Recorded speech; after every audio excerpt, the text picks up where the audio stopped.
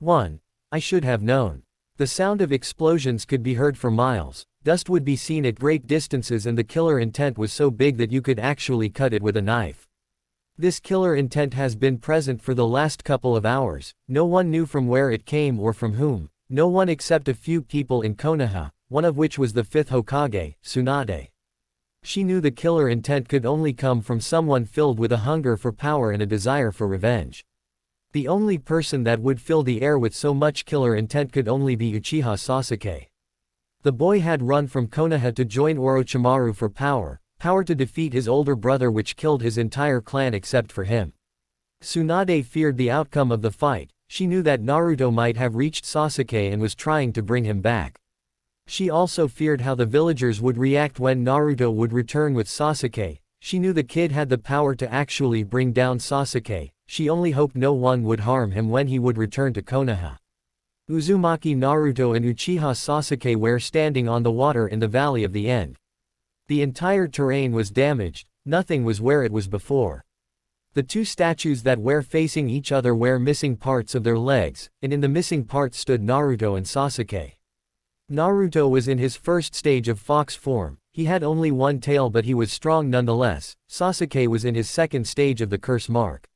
His wings seemed like a pair of hands and his hair had grown a lot.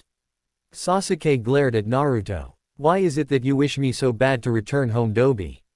Sasuke, you don't understand what you are throwing away, you have everyone that loves you back in Konoha, stated Naruto, growling with anger at the cursed Uchiha. What do you mean by that? Spat Sasuke. I mean that you have someone that loves you, people that acknowledge you, and most of all you would have a family. Anyone in the village would happily become the parents of the last Uchiha, responded Naruto, growling at the end. He hated the fact that everyone liked the traitor and seen him as a great person.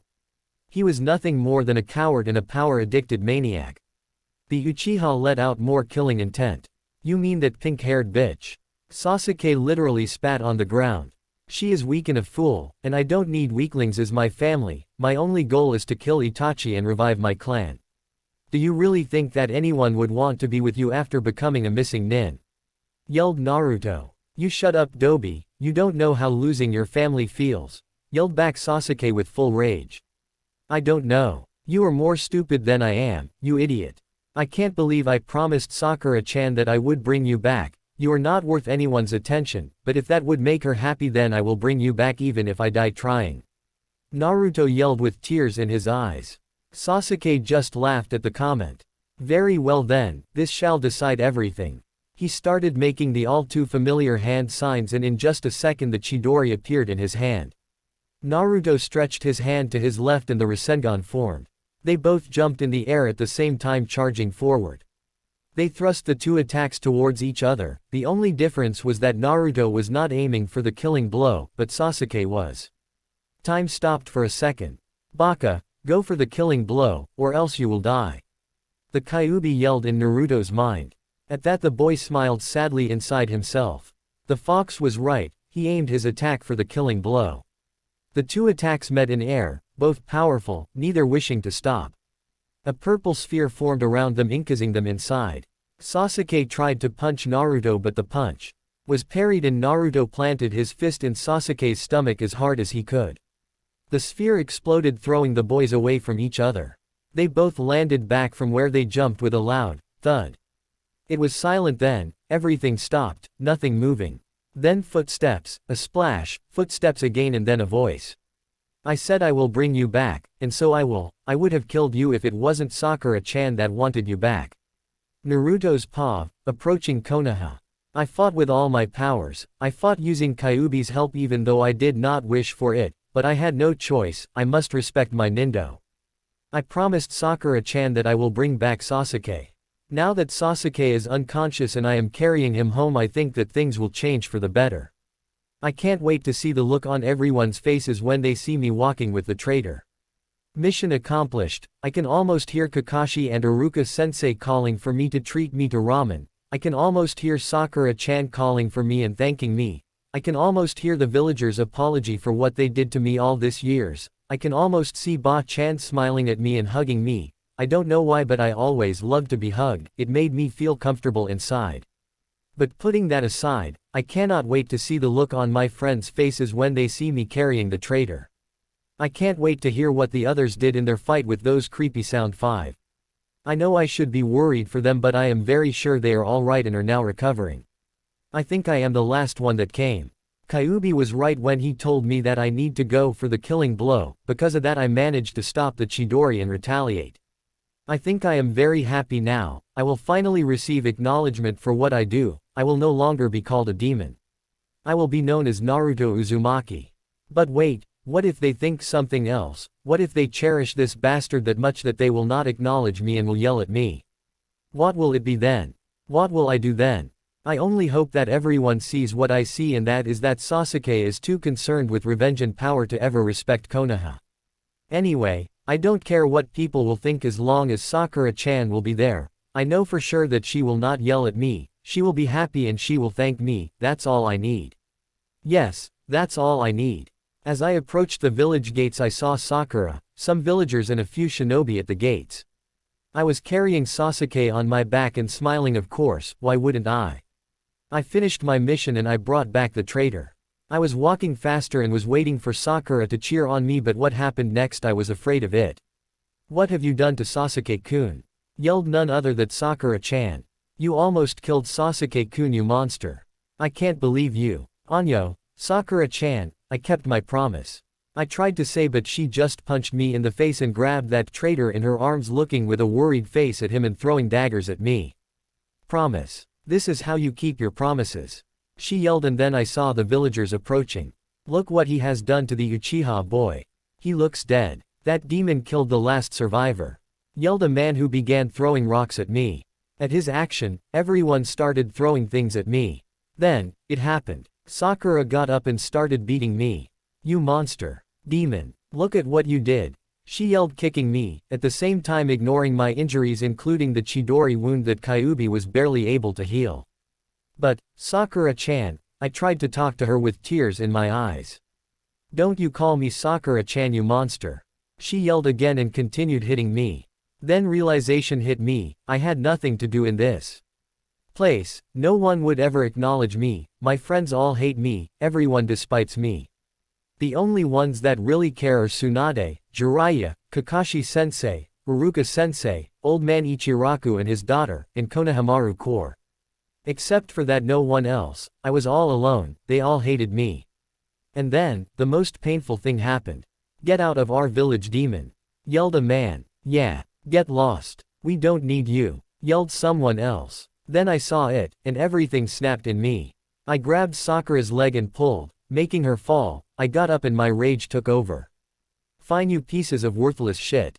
I will go. You do not deserve someone like me. For years I strived to protect you and to help you, and this is all the thanks I get. So be it, I will leave and never return. I should have known that you were a waste of my time.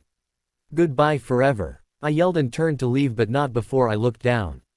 And you, Sakura, I said with as much venom in my voice as I could muster. I hope you will be happy with that traitor. You never deserved all my protection. I spat on the ground in front of her, with all the blood that was in my mouth, and I turned away and started leaving. Not interested anymore in what the villagers would say, or anyone else. Normal POV. As Naruto was walking away, a shy girl with lavender eyes overheard everything. When she saw him leave, tears started forming in her eyes. She couldn't believe that he was leaving. He couldn't leave, she would be too lonely. A great part in her wanted to follow him, in fact everything in her wanted to go and follow him. She thought of what will happen if she would leave, how everyone would react. She was afraid that she might endanger Naruto if she went. Her father would go berserk, but wait, she didn't care. Her father was a cold person that never showed any affection to anyone, especially her. What did she have to lose? Would she just stand there and lose the love of her life, or would she follow him? Everything was being processed in her mind at a fast pace, and then she decided. Everyone was already gone. She could hear people cheering. The gates were open and no guards. No one, not even Sakura. She had taken Sasuke to the hospital. Now was her chance. She started running in the direction Naruto went, hoping to catch to him soon. She activated her Byakugan and started to track him in hopes of finding him soon. In the Hokage's office, Tsunade was looking out the window. She heard cheers and a party started not too soon after that. She wondered why there was a party. Just a few minutes ago Gaara left after he and his siblings helped the rescue party. Gaara had to leave, for unknown reasons even for Temari and Kankuro, but they let him. Just as things were going good everything turned to bad. Shizune ran in the room. Tsunade-sama. Her voice was flooded with desperation. Tsunade turned around and looked at Shizune and motioned for her to calm down. Shizune took a deep breath and then said, "The villagers kicked Naruto out of the village." To say that Tsunade was shocked was too little. Now everything fit. Why there was a party, why everyone was cheering, they kicked the poor boy out, and they didn't even have the freaking authority. Multiple veins appeared on her head. What? She yelled so powerful that the party actually stopped and everyone now feared. What do you mean they kicked him out? Naruto brought Sasuke back and Sakura. I don't know what she did, but from what I heard from a Chunin that was there, she started beating Naruto for hurting Sasuke and then someone yelled for him to leave the village and he left. Then Tsunade exploded. Sakura. She turned and stormed out of the office towards the hospital to get all the answers she wanted. With Naruto. The blonde boy was standing in a clearing, leaned on a tree. He was ripping his jacket to use it as bandages for his wounds. He was still shocked from what had happened and tears were still running down his face, though he didn't let out any sob. He was hoping that he was wrong when he assumed that they would do that, but even his hopes that Sakura would cheer on him faded the minute she called him a monster and a demon. He wiped away the tears. "I just knew this would happen," said a familiar voice in Naruto's head. "I still can't believe what happened. What am I going to do now?" asked Naruto concerned. "From what I see there is no ways. You should return to that place. Go to Suna. I bet that boy Gaara would be happy to take you in," responded Kyuubi, comforting Naruto and trying to make sure he would never return to Konoha again. Naruto thought of what the fox said for a second and then nodded. He would go to Suna and see Gaara. He was sure that he would accept him and there won't be any problems there. He smiled sadly and got up. Starting to walk away, he felt someone was near, or watching him. Did they already send hunter nins after me? He asked himself. "Hey, come out. Show yourself," he said. He was getting ready to attack whoever came, but he stopped and was amazed to see who it was. The young girl with short, dark purple hair. Hinata. Naruto-kun, she said as tears were running down her cheeks. Before Naruto could say anything, she ran towards him and jumped on him. She placed her head on his chest and started to cry. I'm so sorry, she said while crying. Naruto just stood there shocked. Never in a million years would he have thought that Hinata would come and try to find him. He expected a teacher or an Anbu, but not Hinata. "What are you sorry for?" asked Naruto. You were kicked out of the V village, and you didn't do anything wrong," she said while sobbing. "Yeah, I know, I hurt their precious Sasuke," spat Naruto. Hinata held him stronger in the embrace. Naruto-kun, where will you go?" "Suna," responded Naruto. "I will try find Gaara. I'm sure people will be happy to have me there." Hinata raised her head and looked in the boy's eyes. She was lost in their grace. She blushed slightly and then blinked. "Naruto-kun, can I come with you?" she asked, stuttering. Naruto was shocked. Why did she want to go with him? Wasn't she afraid of him?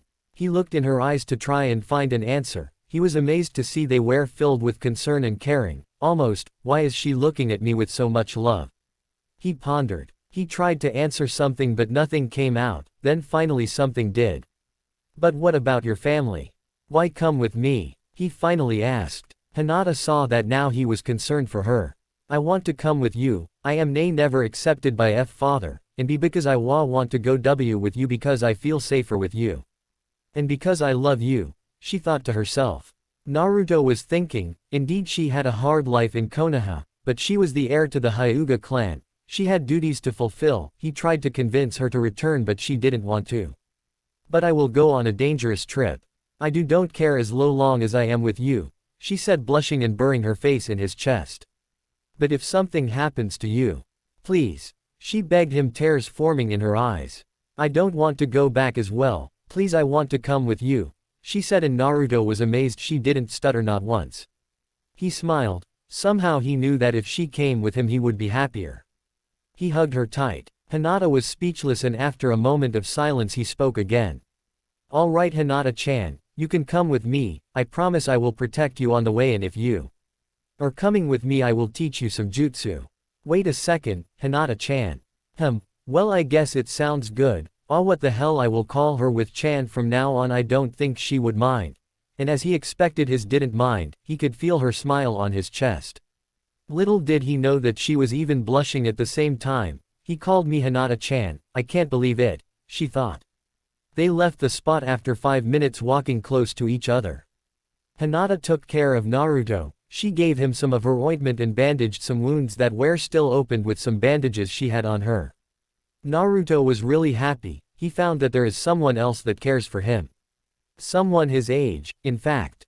His worries disappeared that day, and his happiness came back. He was more happy when Hinata congratulated him on the well-done mission. He didn't care, it was only one person he was happy someone congratulated him, but not only that, it seemed like Hinata became a little bold and kissed him on the cheek. He blushed and turned his head to hide the blush while Hinata turned her head in another direction to hide her own blush. All he wanted. Hinata's POV. It was morning. I just woke up and feeling really happy, but somehow I knew that it will change soon. It's always like this. Always father will say something or will do something to ruin my day, but there is someone always there to comfort me. Every time when I had problems there was Naruto-kun that helped me and comforted me.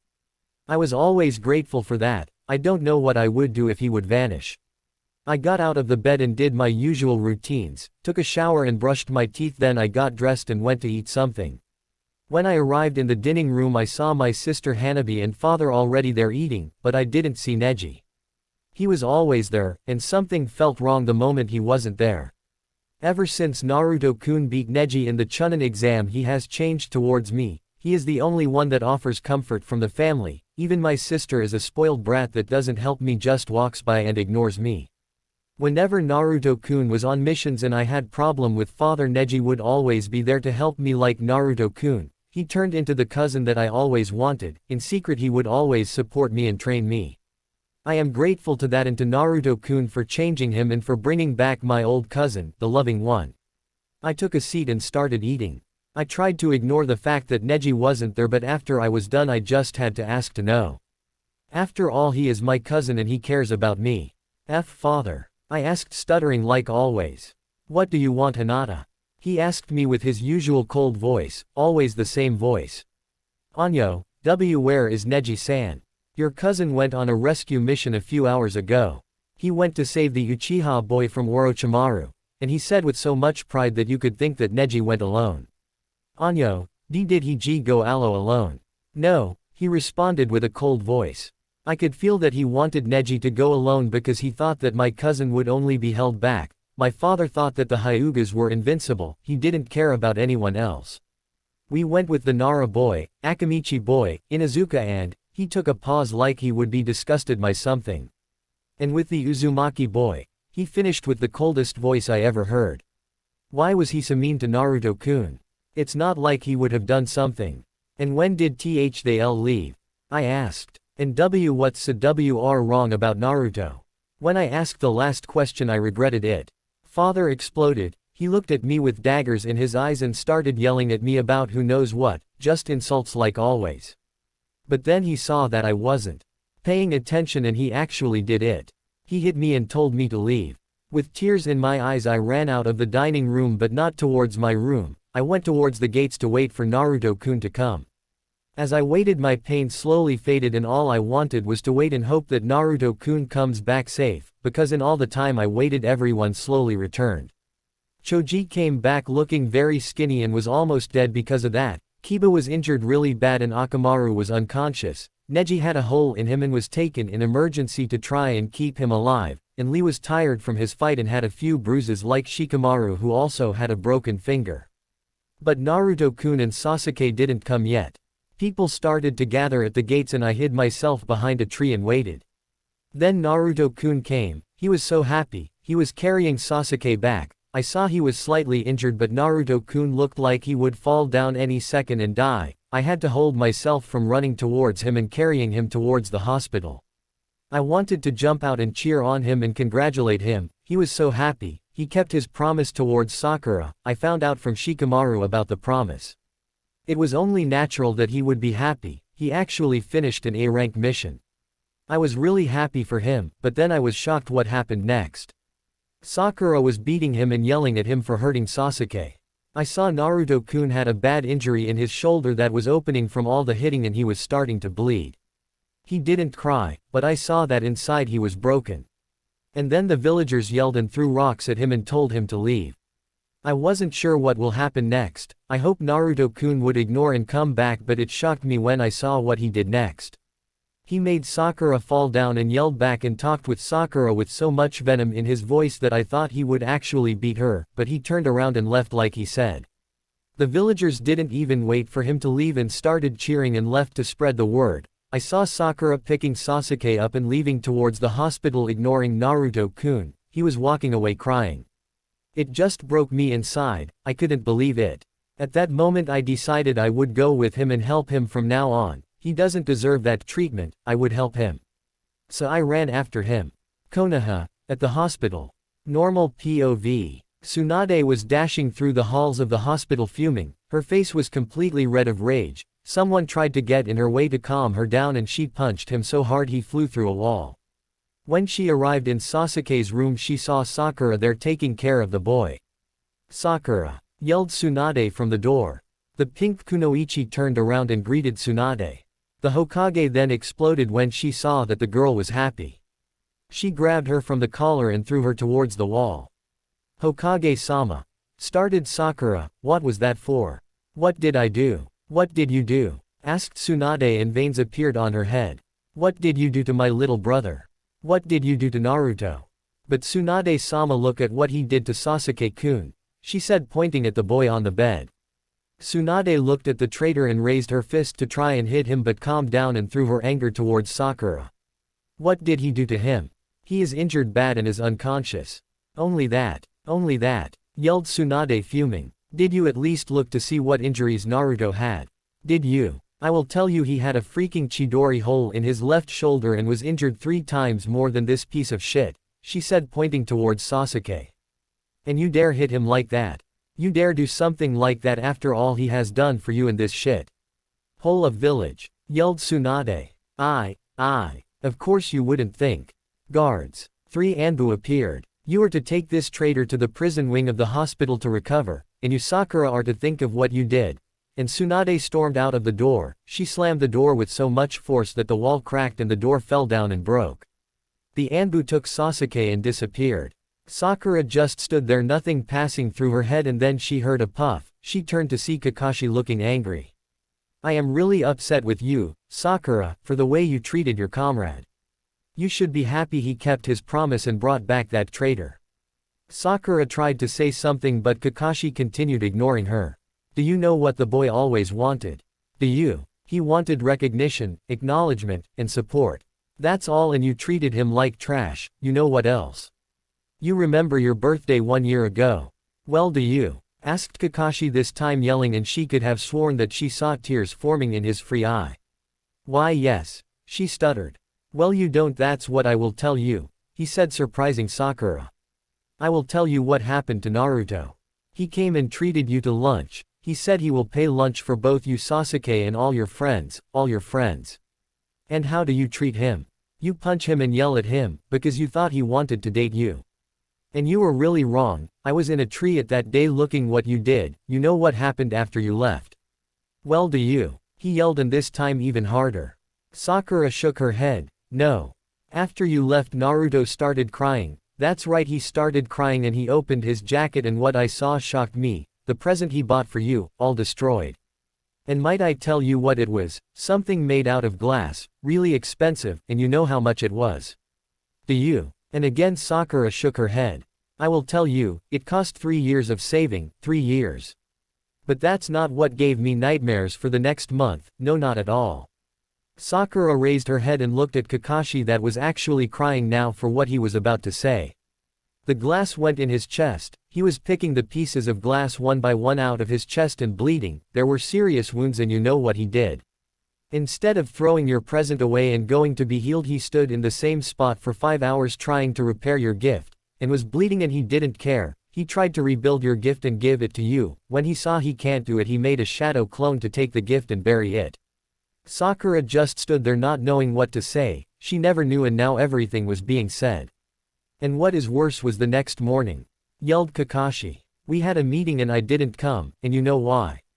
Do you? He yelled so powerful that scared everyone that was listening. All the nurses were listening. Some didn't care what happened to the boy, but some were feeling remorse and tears were forming in their eyes. I will tell you, started Kakashi again. I stood by Naruto's side the next day, taking care of him because the whole day he had been unconscious because of blood loss. That's why I didn't even bother to tell you happy birthday then. You have lost all my respect out of this moment, you should feel utmost ashamed. And then Kakashi disappeared, leaving the girl alone in her world. Hospital, somewhere else. Kakashi entered Lee's room. Guy was there and was giving a speech to the boy on how to listen to the medics and not to push himself. The bowl haircut Junin turned and saw Kakashi and smiled at him, but his smile faded when he saw his rival crying. Kakashi, what happened to your flame of youth? Asked Guy. There is no time for that crap. Follow me, we need to find Naruto, stated Kakashi. Anyo, wasn't Naruto the one that brought back Sasuke? Isn't he in the hospital? Asked Lee, trying to figure out what was happening. No, Lee, he has been thrown out of the village by the villagers and he is in bad shape, worse than after the fight. He could die and you can thank Sakura for that. Now come, Guy. And Kakashi left to find Asuma and Kurenai, Guy after him. Lee stood there in his bed shocked at what happened. A few moments later Kakashi and Guy arrived in Kiba's hospital room and saw Kurenai. He greeted Kiba and motioned for Kurenai to follow him. What's wrong, Kakashi? I hope it's not about the fact that you found a new book, said Kurenai. Would you shut up about that book? Snapped Kakashi, scaring everyone. He insulted the book he cherished the most. We need to find someone before he dies. Now follow me. Kurenai nodded and left with the two. A few moments later they found Asuma, who surprisingly was looking for them, and they talked about what happened.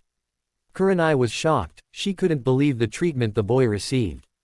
They left the hospital to find Naruto, who they suspected was somewhere in the forest outside Konoha. With Naruto and Hinata, the two shinobi found a cave and stopped there. Night was about to fall soon and they couldn't risk to walk during the night, not in the condition Naruto was. They made a fire and Hinata brought some fish and cooked them. Hinata-chan, started Naruto, and Hinata looked at him. I'm sorry, I don't have any sleeping bags or anything, and my jacket is ripped. It's all right, and Naruto-kun, she said. Yes, but I don't want you to catch a cold. You should have gone back. Why do you want to come with me? He asked, and Hinata looked at the ground, tears forming in her eyes. He saw that and was afraid he insulted her in some way. He took her in a friendly hug and placed her head on his shoulder that wasn't bleeding or it wasn't dirty. I'm sorry, I didn't want to make you cry. It wasn't you, it's about father and my family, she said, crying. What happened? Did he hit you? He asked, and Hinata nodded. Naruto felt his blood boiling. How could someone hurt a great person like Hinata? How could they hit their own daughter? He wanted to ask her why he did that when she started talking. I asked him why does he hate you? And he yelled at me and then he hit me and my sister laughed at me, she said, sobbing.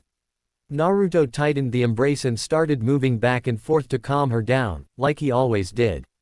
He had forgotten what a jerk her father was and he hated him for the treatment he gave the girl. Well, kid, you aren't the only one, it seems. I will never understand you humans. Even we demons have more respect towards our children than you have, said Kyuubi, who had been listening to the entire thing. Not all are the same, or so I think, but Hinata's father is a real ass, stated Naruto. Well, what will you do with her? What do you mean? I mean, will you take her with you? I suggest not, she will be a burden. Kyuubi's response only made Naruto angrier. And what the fuck gives you the right to say that? Huh? If she wants to come with me, she will come and I will die to protect her and make her happy. She is not happy with that asshole of a father. Kyuubi was shocked at the boy's reaction and considered that he shouldn't say anything anymore, it wasn't worth it. Naruto looked down at the girl. He started to think how cute she looked, how wonderful she smelled. He shook his thoughts. Damn you, Ero Sanin. Na Naruto-kun. Why did they all hate you? asked Hinata looking in his eyes. I can't tell you, you will run away and get scared, he said looking away. Hinata hugged him. I won't, I don't want you to suffer anymore, you can tell me. No Hinata-chan, I can't, you will hate me, he said, tears in his eyes. That's not true, I can never hate you.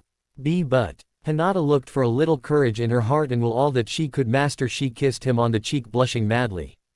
Please, I promise. Kid, my opinion is to tell her, this is how you find out who your true friends are, and besides it's best you tell her and not her finding out. Okay, but don't tell anyone please. Hinata nodded. Well, you know about Kyuubi and Yondaime.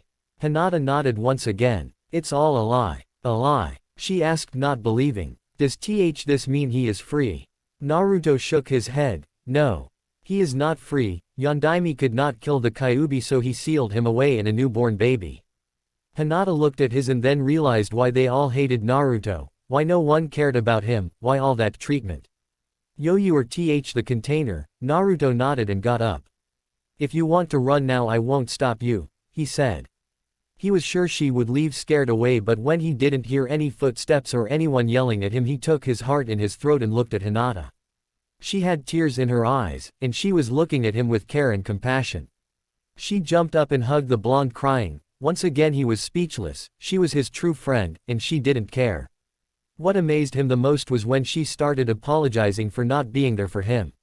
He sat back down with the girl in his arms. Don't worry, Hinata-chan. Don't be sorry, it was a law that didn't allow kids our age to know about this. They stood there hugging each other and comforting each other for a long time. When Naruto felt she calmed down, he looked at her and he saw she fell asleep. Smiling, he turned her around and put her head on his chest, and he held her tight to him to give her warmth. He stood as close as he could to the fire and soon he fell asleep as well. In Konoha, the party was roaring on the streets, people cheering and applauding. Everyone found out about the girl that beat the demon and threw him away from the village. Everyone was celebrating. There were parties in most houses where most people were. But the party wouldn't last for long. At a random house where there were a lot of people partying about the departure of the demon boy, the door was blew open by a fist. The Hokage entered the room with Anbu behind her. Hokage-sama, said a villager. Come and party with us. The demon is finally gone. Wrong thing to say. Tsunade exploded. The Anbu behind her took a step back, and she extended her arm and grabbed the man and threw him through the wall. This party is over. Who gave you the authority? WHO. You pieces of worthless scum. Arrest them all. And then Anbu jumped and started arresting everyone present. The raids took about 2 hours and then everything was calm again, but a mob was formed and yelling why was the Hokage ruining their parties and arresting them. They arrived at the Hokage tower and Tsunade was on top looking over them. She let out all her killing intent. It was silence after that. Everyone was shivering, even her guards. I can't believe I became Hokage for these pieces of scum. I can't believe Yondaime sacrificed himself for all of you. You want to know who brought me and convinced me to become Hokage? It was Jiraiya-sama. The Toad Sanin, said a villager. Wrong, yelled Tsunade, scaring everyone. It was the one you called Demon Boy. Jiraiya only came with him to teach him a thing or two, but he alone brought me back and convinced me to become Hokage. I became Hokage for him. And for him alone. Right now I should resign. He is a hero to this village. He held such a burden for 13 years. He kept you safe for 13 years. At any time he could have left the demon out to kill you all, but no, he didn't. He protected you all like a true Hokage. And you treated him like this. You should be ashamed. He is the hero you don't deserve. You know what else? Sarutobi should have named Orochimaru the 4th Hokage, and Yondaime should have taken his son and formed a new village somewhere else. His effort to protect you was in vain. And with that, Tsunade left, leaving unanswered questions such as who was the Yondaime's son. In her office, Tsunade was trying to calm herself down. Nothing was going the way she wanted. Kakashi and his team left a few hours ago and still no word from them. She sent some Anbu as well, still no answer, and to make it worse, Hiashi just arrived in her office. What do you want, Hiashi? I am here to tell you that Hinata is missing. She disappeared this morning, he said coolly. Maybe she followed Naruto, but that means she knows about Kyuubi and doesn't care, or who knows. And what do you want? What do I want? She could be with that demon from all I know. You need to shut up. yelled Tsunade, slamming her fist on the table. First of all, he is not a demon. Second, there are two teams searching. Go home and wait, and don't you dare say Naruto is a demon in front of me ever again or you will die. Hiyashi was scared for the first time in his life. The killing intent coming from the Hokage was so great it could match the Kyuubi's. He nodded slowly and left the office. Tsunade took a bottle of sake out and started drinking. Her head was hurting from everything that happened today. Letters and memories. Kakashi's POV. I remember the first day I met the boy. I could never forget that day, that horrible day. I don't know if Naruto remembers it or not, but that is not what concerns me. He didn't deserve such a treatment, and right now even I am paying for this kind of things. Right now I feel really sorry for what I did to him. I never paid that much attention like I should have. I never should have taught Sasuke Chidori, and I should have taught Naruto more and helped him more, but most of all I am sorry I stuck by the rules. I should have ignored the elders. They told me not to teach anything important to Naruto. Sick bastards, I should have taught him everything I know to him. He is more worth it, not that Uchiha boy. If it wasn't Naruto in Team 7, I would have resigned from the team the moment Sasuke started acting like a power-hungry idiot. But now it's too late, and that day, I still remember it, such a happy day it was for him. Kakashi's flashback. I was running from rooftops to rooftops. I just finished my mission and I wanted to get home and rest. I thought the day would end with no incidents, but I was wrong. I heard someone scream, then more screams and glass breaking, and someone calling for help and begging for forgiveness. I ran to where the sounds came and I was shocked to see a small boy with blonde hair about 4 or 5 years old in a dead-end alley with a large group of villagers in front of him. There were even some shinobi. The boy was bruised slightly and the mob was moving closer and closer to him. Then when they got near him they started beating him, beating a small child, someone that never ever did anything to them. I could feel my rage coming out, and out of instinct I made my special attack, and I made the hand signs and charged the Raikiri. I jumped down in front of the boy facing the mob. I thought they got the message, but no. Kakashi, good to see you, said a shinobi I thought was honorable. Have you come to help us kill the demon? My eyes widened. I knew I recognized the boy. It was Uzumaki Naruto. They were chanting to use my Raikiri on him. I looked in the poor boy's eyes and I saw. He was begging for help. I turned around and stuck my Chidori in the shinobi that greeted me, completely destroying his arm. Get lost. If you even touch the boy again I will not miss your heads. I yelled at them. How could they treat Sensei's son like that? How could they betray his last wish? Well, I was not about to betray his last wish. After they left I turned back to the boy and smiled at him. Thank you, sir, he said, looking at the ground. He must have been afraid to look in my eyes. Maybe he was afraid I would betray him. You don't need to be afraid of me, I am your friend, I said, smiling at the boy. He looked up at me and looked in my eyes, in my soul, trying to find out if I am lying, and then he hugged me and started thanking me again and again. I took him and put him on my shoulder near my head and left the alley. Walking on the streets with him on my shoulder we talked and talked. I was disgusted how he was treated, and then I saw the ripped clothes on him. Hey Naruto, let's go and buy you some clothes, I told him, smiling. But, I have no money, mister. He looked so sad and I could see he was about to cry. Don't worry about that, I will pay for your clothes, what do you say? Thank you, but I couldn't take your money. That's all right, I want to help you. And he smiled warmly back at me. He was happy, I could tell it. I entered a clothes store with him on my shoulder. When the owner saw him she was ready to jump and hit him, but then she saw me. I gave her the biggest killer intent I could muster and she started shivering and retreated back. After about half an hour of looking for cloths for him he chose a black t-shirt with a fox head on the front, and an orange outfit. I tried to tell him that orange would make him too visible, but he wanted it, so I didn't argue. I bought him some socks and underwear and about 6 more of the orange outfits. I took him back to his home. Since he was kicked out of the orphanage, Sandame gave him an apartment to live in. When I stepped in I saw how poorly he lived. It made me feel very sorry for him. That entire day I stayed with him in his house playing with him, and when he fell asleep I tucked him in and left. But I never stopped helping him secretly, even though the elders warned me that they will execute me if they see me helping him again. I secretly always sent him half of my mission payment to him through Sandame. End flashback. Everyone in that village treats him like a demon, but he is not. They can't see past their fears to understand that he is not the demon but the jailer. They are empty-headed. And the elders should have helped him and not ignored him, and now, they kicked him out. I can almost see his father charging the Rasengan in his hand to obliterate every villager he comes across. I could almost feel his anger at how they treated him. I swear that somehow I will personally make those responsible pay, even if it costs me my life and my dignity. Normal POV. Kakashi's team was running through the forest trying to find Naruto, but so far with no luck, they saw parts of his jacket on the ground that looked like they were ripped. They didn't even camp last night. All night they searched and not it's morning again and they are still searching. Kakashi, do you have a plan? Asked Asuma. I got nothing. We might be running in circles, we haven't seen a sign of the boy since we found that blood trail about 5 hours ago, said Kurenai. Could it be that he doesn't want to be found? Asked Asuma inspecting the ground. I have no idea, but what if he died?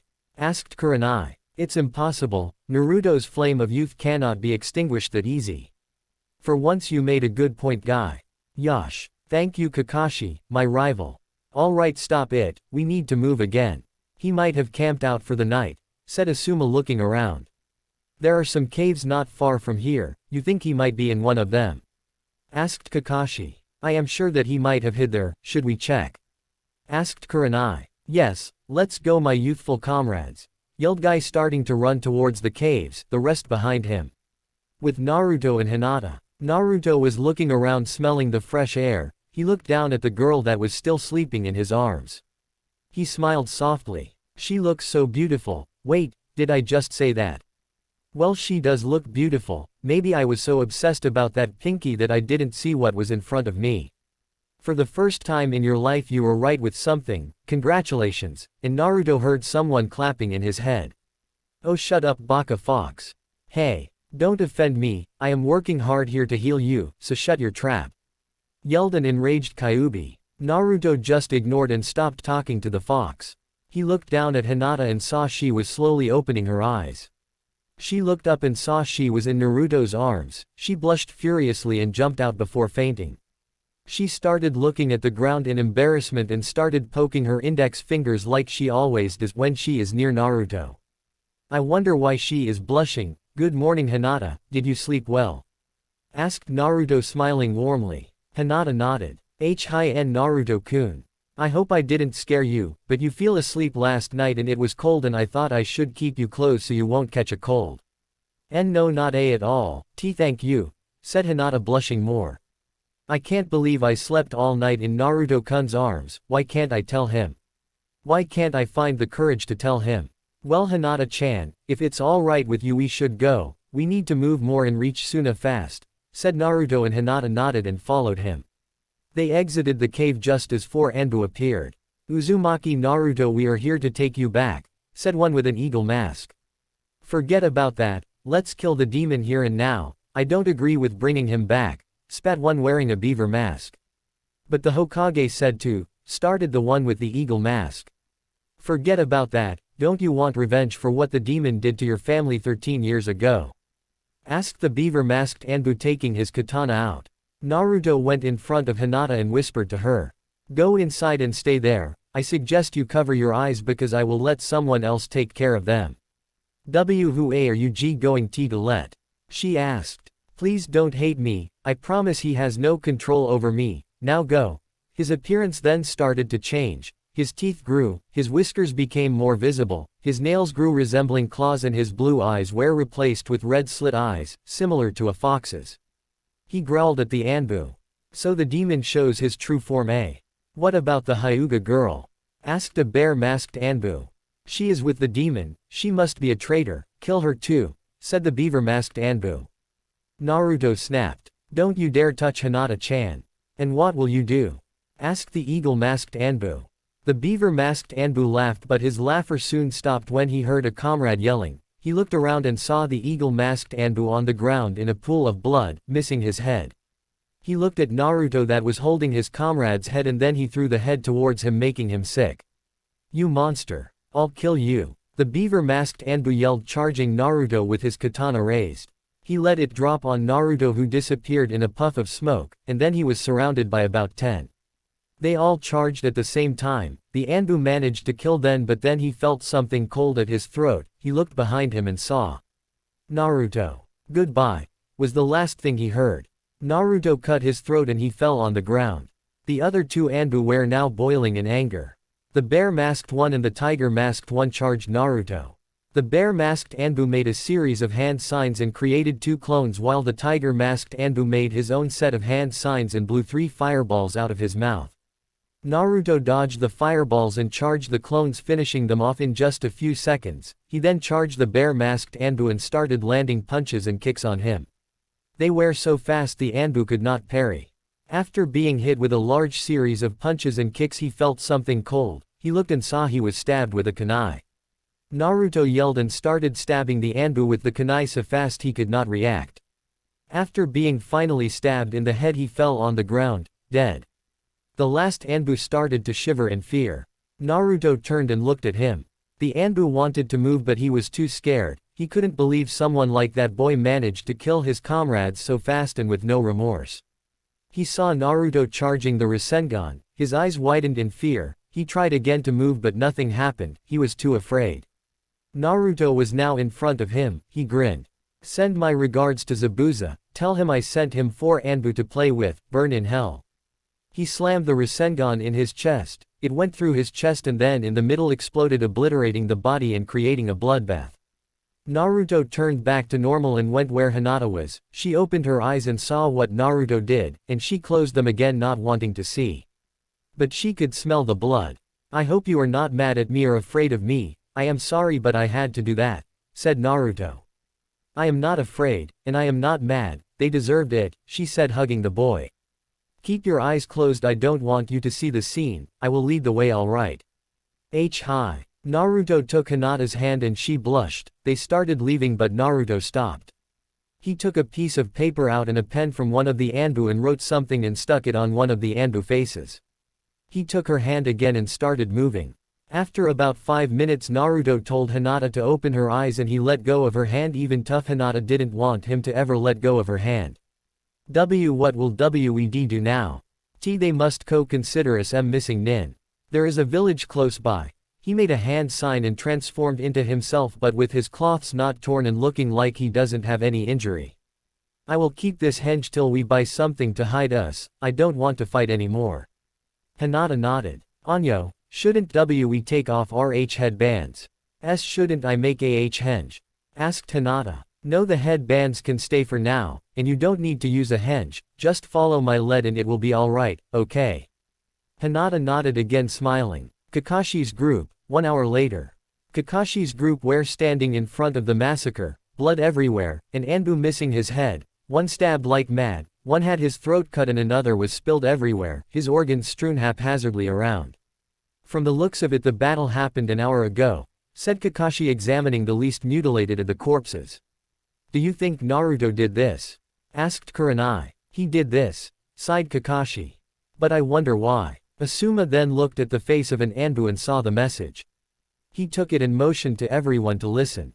Dear Tsunade, I will tell you this, I have nothing against you, and I know you sent these Anbu to bring me back, but they wanted to kill me. I would have let them, my life sucks anyway, but they then wanted to kill Hinata, so I let Kyuubi take care of them, and I have a warning. If anyone else comes and tries to hurt Hinata, I will kill him. Also, she doesn't want to go back. You can thank her stupid father that beats her constantly. She wants to come with me and I have agreed. We are now moving somewhere safe. Leave us alone and don't try to follow us. Send my regards to everyone in Konoha, except Sakura and Sasuke. Tell old man Ichiraku I am sorry for what happened. Also tell Neji that Hinata will be safe with me. I vowed to keep her safe and make her happy. Yours truly, Uzumaki Naruto. Wait, that means that Hinata is missing and she is with Naruto, said Kurenai. So it seems, but if I know Naruto then what he wrote here is true, responded Kakashi, reassuring Kurenai. Still, he said that he let Kyuubi kill them, but that means she saw he is Kyuubi's vessel, said Asuma. True, but if he said that she wanted to go with him it means that she doesn't mind, responded Guy. Eternal youth. He found his true friend, yelled Guy. Guy, calm down, we need to find them now, and Kakashi summoned Pakun. What the hell happened here? Asked the dog. Pakun, this is Naruto's doing, he did it in self-defense, we need to find him, if other Anbu are on his trail that want to kill him we need to get to him and help him, responded Kakashi. But Kakashi, do you think he will come home? Asked Kurenai. Not sure, but we need to try, right? Asked Kakashi, giving Pakun a piece of cloth for him to sniff. Alright, I got the scent, follow me, and everyone left following Kakashi's summon. Kurenai's POV. In all my time I was never that attached to the boy, sure he was the container but I had no problem with that, in my eyes he was Kakashi's student, therefore another shinobi of Konoha. As for Hinata, she always saw something else in the boy, it seems like she knows more about him just by looking at him. I always wondered why she loves him, she doesn't tell me, but I think I figured it out. He never gives up and works hard to see his dreams come true, maybe that is why she loves the boy so much. I could have sworn in all my years that whenever she looked at him she would have been ready to give herself to him just to make him happy. He is too dense to see it, but I know that somewhere deep inside he knows how Hinata feels, but of course, he might try to ignore it because he is afraid of what he has inside of him. He was such a cute boy, hyperactive, but he always hid his sadness through his smile. Just like everyone that now is looking for him have helped him in his childhood, in secret, those bastard elders. I always hated them. They are so stupid, the Yondaime must be pissed off of what they did to the poor child. Kurenai's flashback. It was a normal day, I was walking in the park thinking of what to do that day, and I had the day off. As I was passing through the park I saw a blonde boy with a black t-shirt with a fox head on the chest, it was Naruto Uzumaki, the jailer of Kyuubi. He looked like he was crying, I started cursing the villagers for he could only cry because of that. I sat down near the boy startling him. Don't worry Naruto, I'm not here to hurt you, why are you crying? I asked him with a sweet voice. I wanted to play with the children, and the parents kicked me and beat me and yelled at me to leave, he said while crying. I cursed the adults in my mind again, how could they do that to him? He is just a child, they should let him play with the kids. Nothing bad would happen, that is for sure. I wanted to reassure him but then something happened that amazed me. I heard someone calling the boy. I looked and saw a small girl with dark purple hair running towards us. When she was near me she looked at me wanting to know who I am. She had lavender eyes, and no pupils, she was a Hyuga. I smiled at her. I heard someone cry and I saw Naruto here crying and came to help him. Who are you, little girl? Anyo, my name I is H Hyuga H Hinata. I am Naruto-kun's friend. She responded stuttering, the fact that she was his friend made me feel a little better inside. I then saw her sit down on the boy's right side and she hugged him and told him that it doesn't matter because he has her as a friend. Slowly I saw him calm down and smile at her, a true smile. But then she told him that her father was looking for her and that she needed to go. But Hinata, who would I play with? I want to play with someone. Slowly tears started to form in his eyes and I saw that in hers as well. So I intervened. Naruto, if you want I will play with you today, Hinata here has to go, I know how her father is and it's not good for her to be late. Naruto nodded and smiled, he hugged the girl that blushed and took their farewells. He turned to me and looked at me, I smiled and took his hand and went with him to the playing ground, it was empty. It was normal, it was somewhere in the early afternoon so most children would be asleep but Naruto, who is always on the run, would never sleep at those hours. I played the entire day with him, he was very happy but sad when I told him that I had to leave, I promised him that we will meet again. I took him home and when he entered I left. But the sad thing was that since that day the elders forbid me to meet the blonde boy, I couldn't get near him anymore. Sick bastards, I could see how he started to miss me, becoming sadder and sadder, he played with Hinata as much as he could but after she left he would turn sad again. From the shadows I would always keep Hiyashi busy so Hinata could play more with the boy, but only as much as I could. I hope that somehow I helped the boy be happier and I hope that in a way I respected Yondaime's last wish. End flashback. They have known each other from that day, poor kid. I feel sorry for the way he was treated, he didn't deserve that treatment, or this one. With Naruto and Hinata. Normal POV. Naruto and Hinata entered a small town. They walked at the closest shop and the shopkeeper greeted them warmly. How can I help you too? She asked. Well, we are looking for some robes that have hoods and can cover our entire body for our trip to Suna, said Naruto. Trip to Suna. Are you two on a mission? She asked, pointing to the headbands. Yes, we need to deliver a secret message and we left in a hurry and forgot our robes and we need to keep a low profile so we came here to buy some, responded Naruto, smiling. The shopkeeper smiled and motioned to the two to follow her. After about 5 minutes of looking around, they found some robes that hid their body and had hoods to mask their heads and the face. The color of the robes were a light brown. Naruto smiled and nodded. They put the robes on them and paid for them. Before Naruto and Hinata left the shop, he asked the shopkeeper if she had a paper and a pen. She nodded and gave him. He wrote something down and folded the paper. If a ninja with the leaf headband stops here, give him this. He has silver hair and covers his left eye with his headband. Sure, but may I ask why you wrote him this and didn't wait for him to come? They are supposed to be our backup, but we can manage it and we don't need their help anymore and we need to hurry and bring the message to Suna. Oh, and don't tell them where we are going. The shopkeeper nodded without asking why shouldn't she tell them where they were going, and the two left. On the way out of the village, Naruto broke his henge and Hinata broke the silence. Naruto-kun, who is see coming? We are being followed by Kakashi, he wants to find me. I wrote something for him to know that he should return and ignore me. He stopped and turned to Hinata, he approached her and she blushed. Naruto-kun is so close to me, please don't faint. Naruto smiled and moved his hands behind her head. She blushed furiously, he then brought him hands back, pulling her hood over her head. He pulled his hood over his head and then took Hinata's hand in his. She blushed even more, if that is possible. They started walking hand in hand. Man, why do I feel so good holding Hinata-chan's hand? 10 minutes after Naruto and Hinata left the village, Kakashi's group were in the store. He was here, said Pakun. Kakashi looked at the shopkeeper.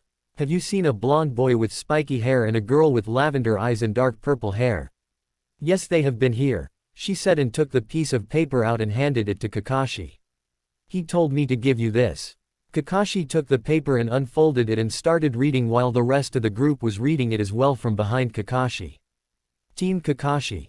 Turn back, you are not to follow us anymore. I know Asuma, Guy, and Kurenai and even you Kakashi-sensei want to help me, but you are not helping, trying to bring me back.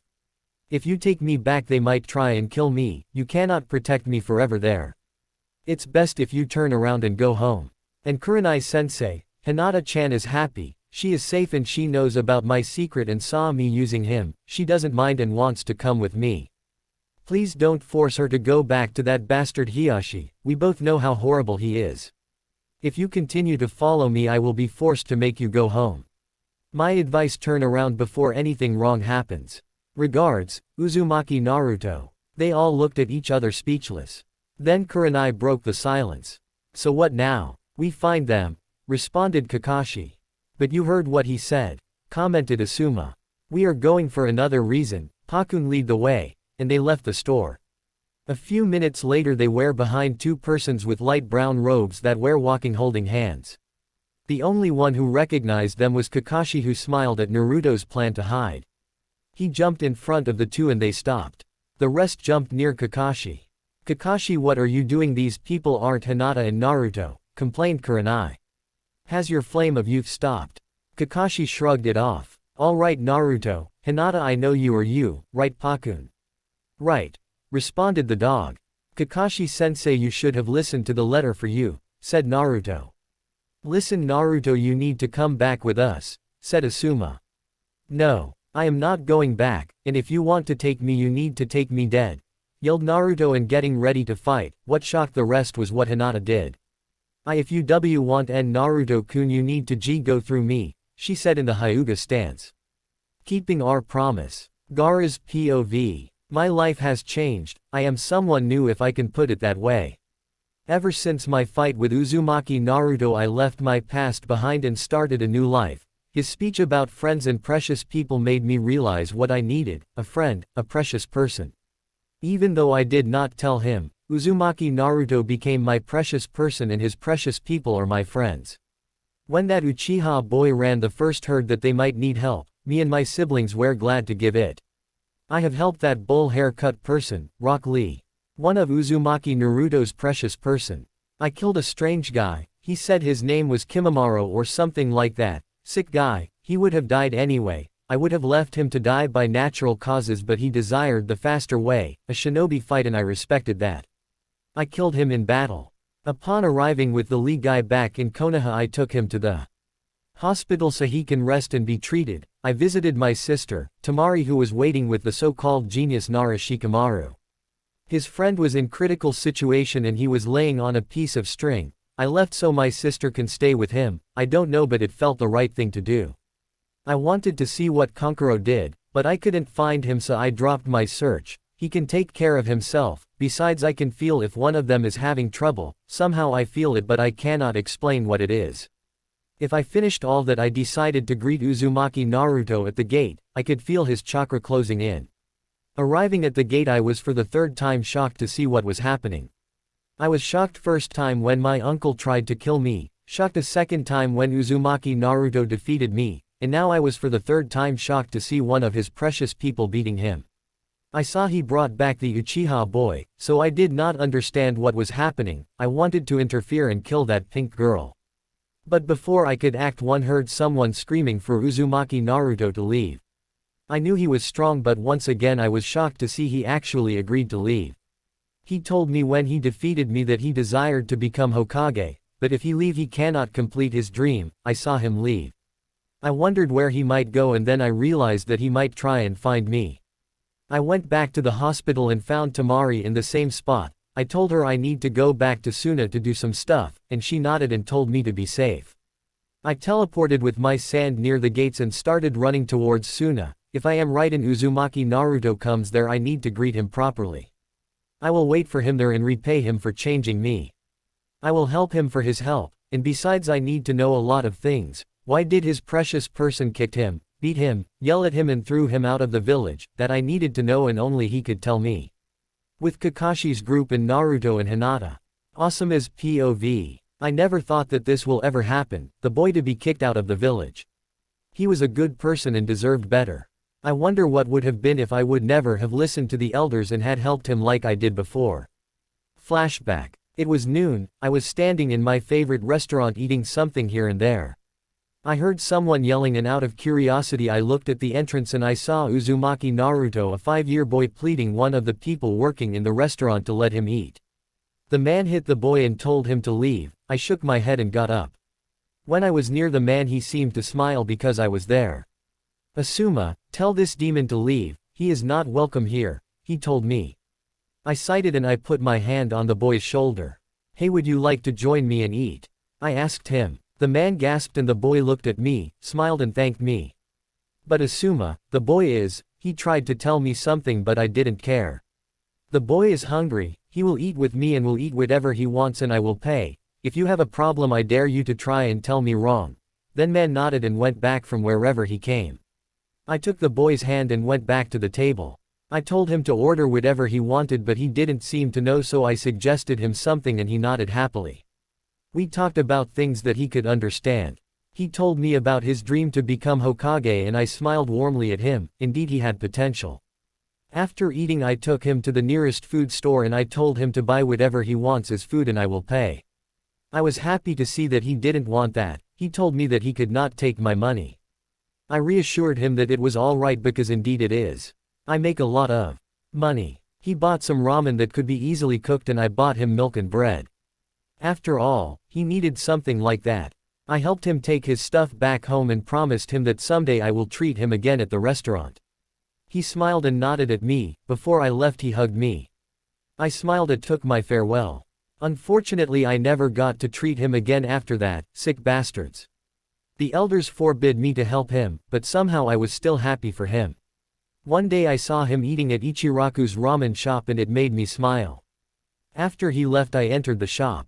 The old man seemed a little scared. I am sorry, I did not mean to disrespect the elders, he said. I smiled warmly at him. Don't worry, I am glad someone is helping the boy. Thank you. He seemed a little surprised. Do you know Naruto? Yes, I treated him to a restaurant one day, but since then the elders forbid me to help him. Bastards, I promised him I would treat him again, but no, I can't. The old man nodded in understanding. Well, I have nothing against him. I know he carries Kyuubi, but I don't care. He is a hero, he is protecting us all.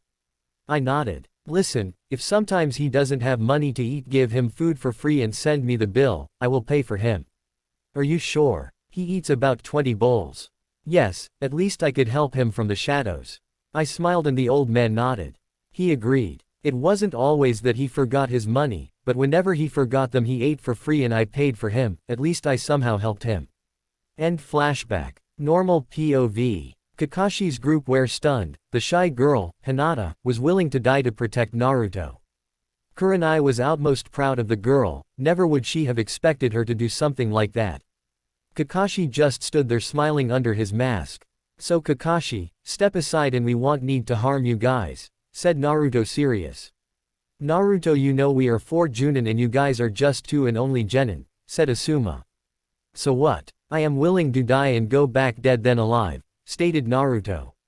And I am willing to help Naruto-kun fight, stuttered Hinata but with confidence in her voice. Oh come on, we don't need to fight, said Guy. Hinata did her hand signs.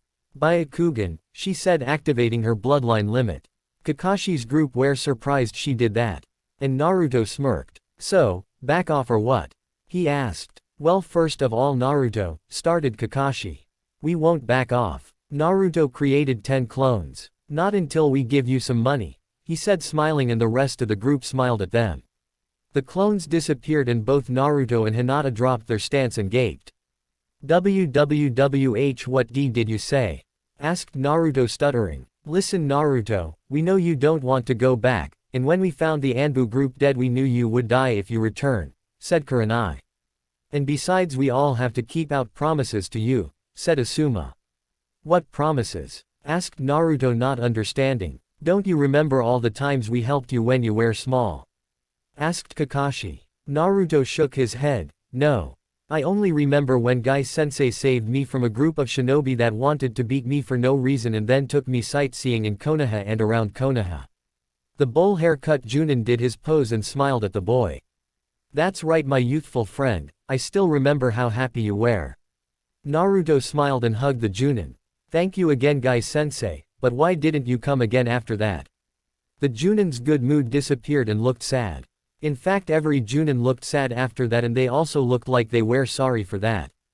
Kakashi stepped in. Well Naruto, me, Asuma and Kurenai helped you as well.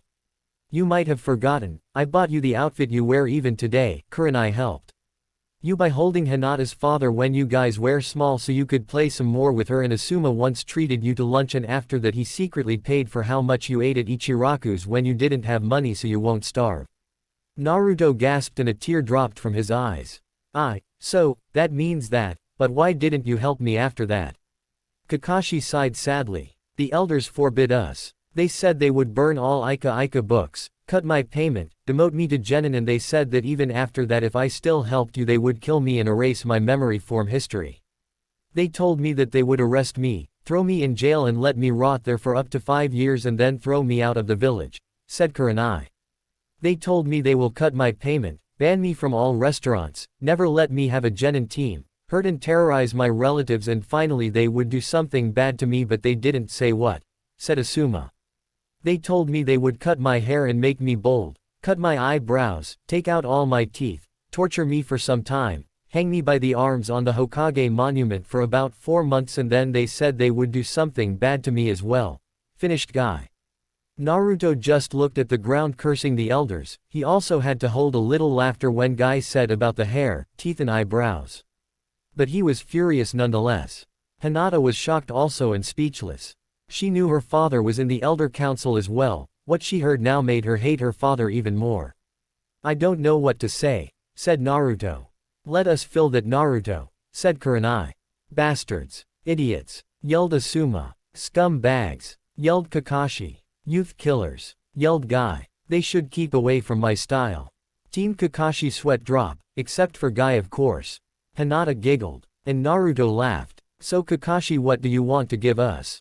Oh yeah, we need to do this fast, you have hunter nins on your tail, said Asuma.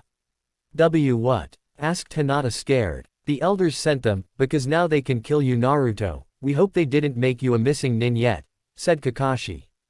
Those sick bastards, yelled Naruto furiously. Now Naruto, said Kurenai and took out 2 small bags. Here, you both take this. Naruto and Hinata each took the bag and looked at them questionable. You have money there, about 100,000 ryo each, said Kakashi smiling. I don't know how much ryo is in dollars, let's say 50 ryo is approximately $10. Thank you, said Naruto with tears in his eyes and hugged each Junin. They smiled happily. Kurenai went near Hinata and hugged her. She was like a mother to the girl. You take care of the boy, all right, she said to the shy girl. Hi sensei, smiled Hinata. And remember to tell him, you can't lose him to another girl now, can you? Said Kurenai, giggling when Hinata blushed. Hi, IWS sensei. Alright, you must go, we will handle the hunter nins, said Guy. Naruto nodded and took Hinata's hand, making her blush again, and started running with her near him. So what now? Asked Asuma. They are approaching fast, they should be here in a minute or two, said Pakun. Right, any plan? Asked Kurenai. Kakashi nodded and told them the plan. After a few minutes later, in the spot where Kakashi's team was, stood Naruto and Hinata talking. 5 hunter nin appeared surrounding them. Uzumaki, Naruto, you are under arrest, come peacefully, or make us happy and let us kill you, demon, said one hunter nin. Naruto laughed. What is so funny, brat? Asked another hunter nin. You, said Naruto. That changed back to Kakashi. Hinata disappeared in a puff of smoke and was replaced with Kurenai. Guy and Asuma jumped from the hiding spot, each behind one hunter nin. What is the meaning of this, Kakashi? Asked a hunter nin. We are helping the one you call demon, because the only demons we see here are you and the elders with the villagers, responded the silver-haired Junin. Treason, yelled a hunter nin. Kill them all, yelled another. Guy and Asuma immediately jumped and grabbed the hunter nins that they were behind.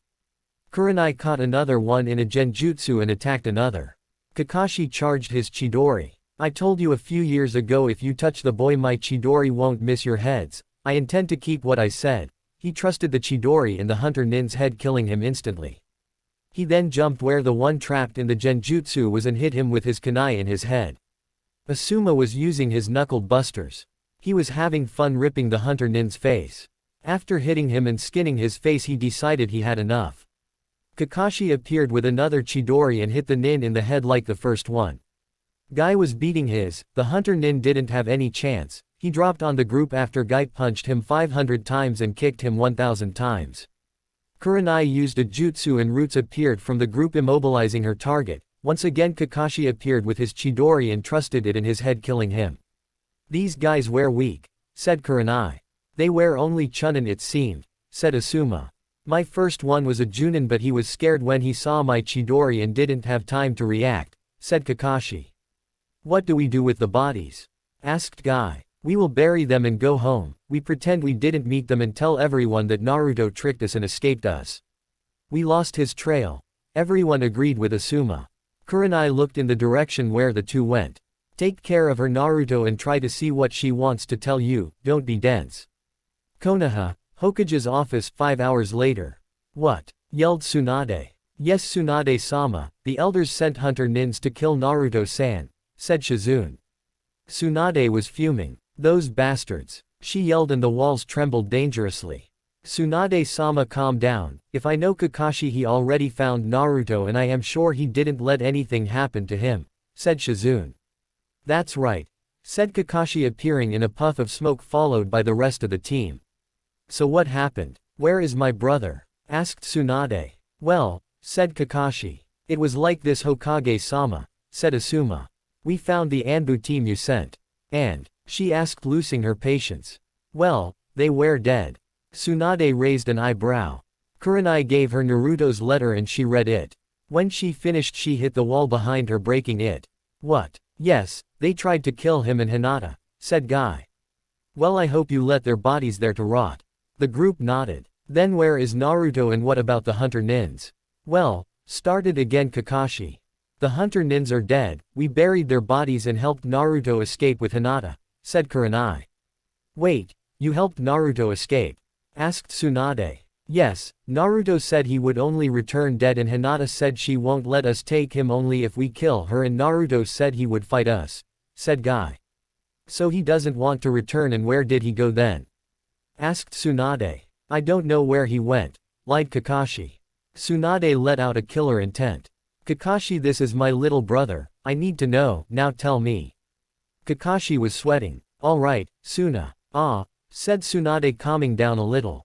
Then, I guess he will be safe there, and Hinata is with him. Yes, he told her about Kyuubi and she still wanted to go with him, responded Asuma. Tsunade smiled. Good, anyway we will go to Suna in a few days so I can talk to Naruto, but I will need the Rookie 9 to come with me. Team Kakashi nodded. Also we gave him 100,000 ryo to each of them, said Kakashi, and Tsunade smiled warmly. At least some of the shinobi respect Naruto. With Naruto and Hinata, the two walked in silence for the last 6 hours. They didn't know what to say, and didn't have to say anything. Each one was trapped in his own mind thinking. Hinata, when she was thinking, she would hold his hand tighter without realizing, but Naruto realized that. He thought that she was feeling sorrier for what happened to him and was angry at the same time for what everyone did to him. He was happy he found his true friend. He, however, after thinking of what happened with the Junin and the discussion he had, he started to think why he was feeling so good holding Hinata's hand and why he was feeling so good near her. The feeling was different than when walking with a friend. He felt something more powerful, but he didn't understand what it was. Kyuubi was laughing in his mind at him for how dense he is. Kyuubi realized that the blonde boy developed feelings for the girl, but he didn't realize. And every time he would ask himself the same question over and over again, Kyuubi would laugh harder, so hard that he thought the boy was killing him on purpose. Naruto broke his thoughts when he saw they reached the border. He smiled and jumped up and down. Where reached the border? We are free. He yelled and started hugging the girl. Hinata was blushing furiously and prayed not to faint. She was happy for Naruto and also happy he can't see her blush because the hood covered her head. Alright, yelled Naruto again. He took his hood down and untied his headband and put it in a pocket. Hinata did the same with hers. He put his hood back on his head and took Hinata's hand again. We need to walk a little more and we are in Suna. You will like Gaara, said Naruto, smiling at Hinata. Hi-en Naruto-kun, she said, smiling back. They looked behind one last time, remembering everything one last time. They smiled and crossed the border. They were now nearing Suna. Arrival in Suna. Another day has passed in Konoha and it wasn't really pleasant for most people. For one person in particular, it was living hell. Ever since the Rookie 9 found out about Naruto being kicked out of the village, Sakura realized how stupid she was. Starting from being ignored and then yelling and making threats, they made the girl lock herself in her house just to not be yelled at. But even though all that, Neji, Kiba, Lee and Choji were all still in the hospital and they were a little sad they couldn't give her a piece of their mind as well. Even Lee was upset for what she did and was now ignoring the fact that she visited and brought him flowers. He would pretend to sleep every time and wake up after she left. He didn't want to talk anymore. Ino, being Sakura's best friend, was still around her from time to time so she won't go mad, but she was still giving her a piece of her mind. With all that, no one managed to realize that another person was also missing besides Naruto. The said person is Hinata. No one knew until Neji found out from Hiyashi, who had visited him. It was during the morning. Hello Neji, greeted the Hyuga head entering Neji's salon room. Good morning Hiyashi-sama, said Neji, lowering his head as best as he could. Now Neji, I know you are weak right about now, but I will give you a mission. But Hiyashi-sama, Hokage-sama said that I won't leave the hospital for a week, and even when I leave I won't be allowed to do anything harsh for the next month, responded the boy. It won't be that hard Neji, reassured Hiyashi the boy. What must I do? You will need to go to Suna and bring back my daughter, responded the Hyuga head in a coolie way. Hinata-sama is in Suna. Why? Neji asked, surprised. Of course he would have been, he never found out till today. She has been taken captive by that blonde boy Uzumaki, lied Hiyashi with a cold voice. Neji was shocked to say the least. He knew Naruto and that he cherished his precious people, but why would he kidnap Hinata? Lord Hiyashi, why did he take her? He asked, trying to understand. So he can use her as a ticket so we won't follow him, he responded. Bring her back. And with that he left the room. Neji stood in silence trying to understand. Naruto wouldn't do something like that, would he? He asked himself. He was remembering all his memories he had regarding Naruto. He never showed such an intention. He was more confused now. He had to ask someone what was happening. It was too much for him to understand. Luckily for him, someone listened to the conversation. Kakashi, who was assigned to watch over Hiyashi from the shadows to make sure he doesn't do anything stupid, appeared in Neji's room. Kakashi-sensei? Asked Neji. Yeah, I listened to the conversation, responded Kakashi with a grim voice. He really has something against Naruto. Is it true what he said? Why did Naruto do it? Asked Neji. Kakashi just looked at him and handed him a letter, the same letter that was attached to the Anbu's face. Neji took it and read it and was once again shocked when he found out what happened. But more shocked to find out the word Kyuubi, and that Naruto let Kyuubi out. What did that mean? Neji raised his head and looked at Kakashi for explanation. The Junin did some hand signs and silenced the room. He looked at the Hyuga boy and started. What I am about to tell you now is a S-class secret and you are not allowed to tell it to anyone, understood? Neji nodded and Kakashi started again. When Kyuubi attacked, no one could defeat him, not even Yondaime. Its true history books said he died killing the fox, but no. He died sealing it in a newborn baby. That newborn baby is Naruto himself. He has carried the fox for 13 years. So that explains the red chakra I saw in the Chunin exams, said Neji, and Kakashi nodded. And that explains why Hinata's father is so eager to kill Naruto and why he was kicked out of the village. Once again Kakashi nodded. Well, in my opinion this entire village is wrong about Naruto, and if I know better he didn't take Hinata prisoner, it's more likely that Hinata went to follow Naruto. Kakashi smiled and nodded at the boy. You are very right, Hinata wanted to go with Naruto and he agreed. And if I know Naruto, and I know him, if he promised to keep her safe and make her happy, then you have nothing to worry about. But still, what will I do about the mission he gave me? Asked Neji. Leave that to me and the Hokage, we will straighten him up. And with that Kakashi took the letter from Neji and disappeared in a puff of smoke. Somewhere in the sand, Naruto and Hinata were hiding in a cave. A sandstorm started not too long ago and they had to take cover. Hinata was worried about Naruto. He was shaking and sweating. "En Naruto-kun, are you alright?" she asked. "Why yeah, en never been better," said Naruto smiling to reassure her. "Why you don't look good at all." Hinata put her hand on his head once again. He was burning, he had a high fever. Naruto fell on the ground startling Hinata. "En Naruto-kun, JJ just tired." Hinata saw he was lying, he wasn't feeling good at all. She took her handkerchief out and soaked it in cold water from one of their canisters.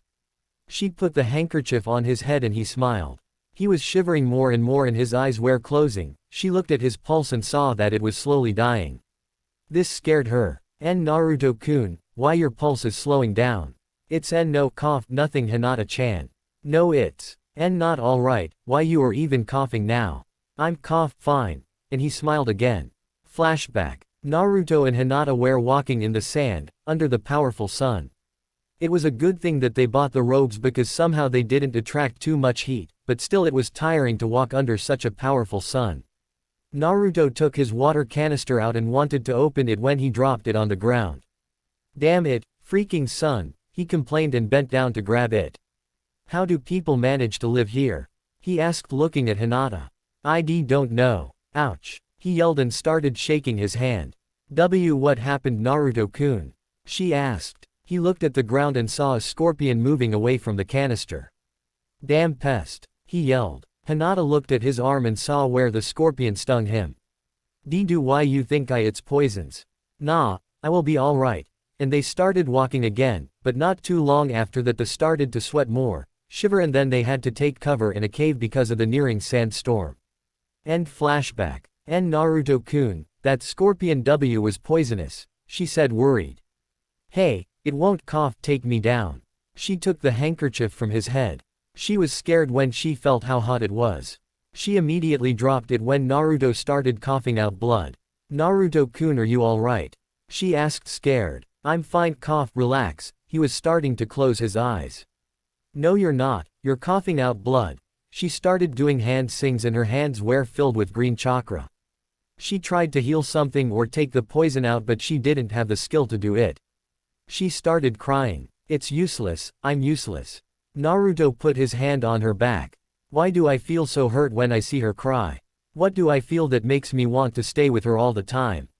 Could it be? No, but can it? Am I really in love with Hinata-chan?" He moved his hand on her head and started passing it through her hair. "I'll be alright, don't worry." "No you won't, I can't take the poison out." She saw he was closing his eyes. "No, don't close your eyes, you need to stay awake," she said desperately. "I will cough. Don't talk, please, you need to keep your strength to stay awake," she pleaded the boy. "Hinata-chan, I need to tell you something. Please conserve your energy," she cried to him. "Hinata-chan, I want you to know that I'll love you," he said before closing his eyes and falling unconscious. Hinata started to cry on his chest. She made the seals again, her hands glow green again. She tried to heal him, or wake him up, anything but to be alright. She saw she can't do anything and tears were forming again in her eyes. She then felt someone's hand on her shoulder, her eyes grew wide. Suna Hospital. Naruto was slowly opening his eyes. "Where am I? Is this heaven, or hell?" was the first thing he thought. He looked around and saw a figure near him. Blinking several times, he tried to clear his vision but was unsuccessful. "Who are you? Are you an angel? Am I dead?" he asked. The figure was startled. It hugged the boy and started crying. "And Naruto-kun, you're alright." Naruto then recognized the voice, it was Hinata's. "Hinata-chan, did you die too?" he asked, and looked sad. "I'm sorry, I couldn't protect you." "And no silly, we aren't dead, we are in Suna in the hospital." Naruto looked at her. "How did we get here?" he asked. "Well," started Hinata. Flashback. Hinata was startled, someone was behind her. She jumped up and activated her Byakugan. "Who are you?" she demanded. "My name is Subaku no Gaara," said the figure. Hinata dropped her stance. "Gaara, Naruto-kun's friend from Suna." The figure nodded and took Naruto's body in his arms. "Follow me, we are taking him to the hospital." But the sandstorm, how did you get past it?" "I control the sand, I can manipulate it by my desire, stick with me and the storm won't even touch you," he said and started heading towards the exit. Hinata followed him and once they were out she was amazed that indeed the sand circled around them and they were walking like there was no sandstorm. End flashback. "So Gaara came to us?" asked Naruto and Hinata nodded. "But how did he find us?" He told me he felt your chakra dying and he came." Naruto nodded in understanding. "Wait, I told her before I passed out that I love her." He turned his head slowly towards the girl, his vision returned to normal, she was smiling warmly and lovingly at him. "Does she remember? Did she hear me? Is she mad at me?" He asked himself and kept on asking things till Hinata broke his line of thoughts. "And Naruto-kun, I need to tell you something," she said taking a deep breath. "Come on Hinata, you can do it, he already told you he loves you, that means that you don't need to be afraid he will reject you." Inside Hinata was jumping of joy because Naruto loves her. She closed her eyes and then opened them again and looked in his eyes. "Naruto-kun, il. Uzumaki Naruto," said a voice. Hinata turned and looked at the window. Gaara was standing there. "Hey Gaara," shouted Naruto. "Call me Naruto alright." The red-haired boy nodded. "Come with me, we need to discuss something," he said. "But what will the doctors say?" "Not that I am complaining, I mean I hate hospitals.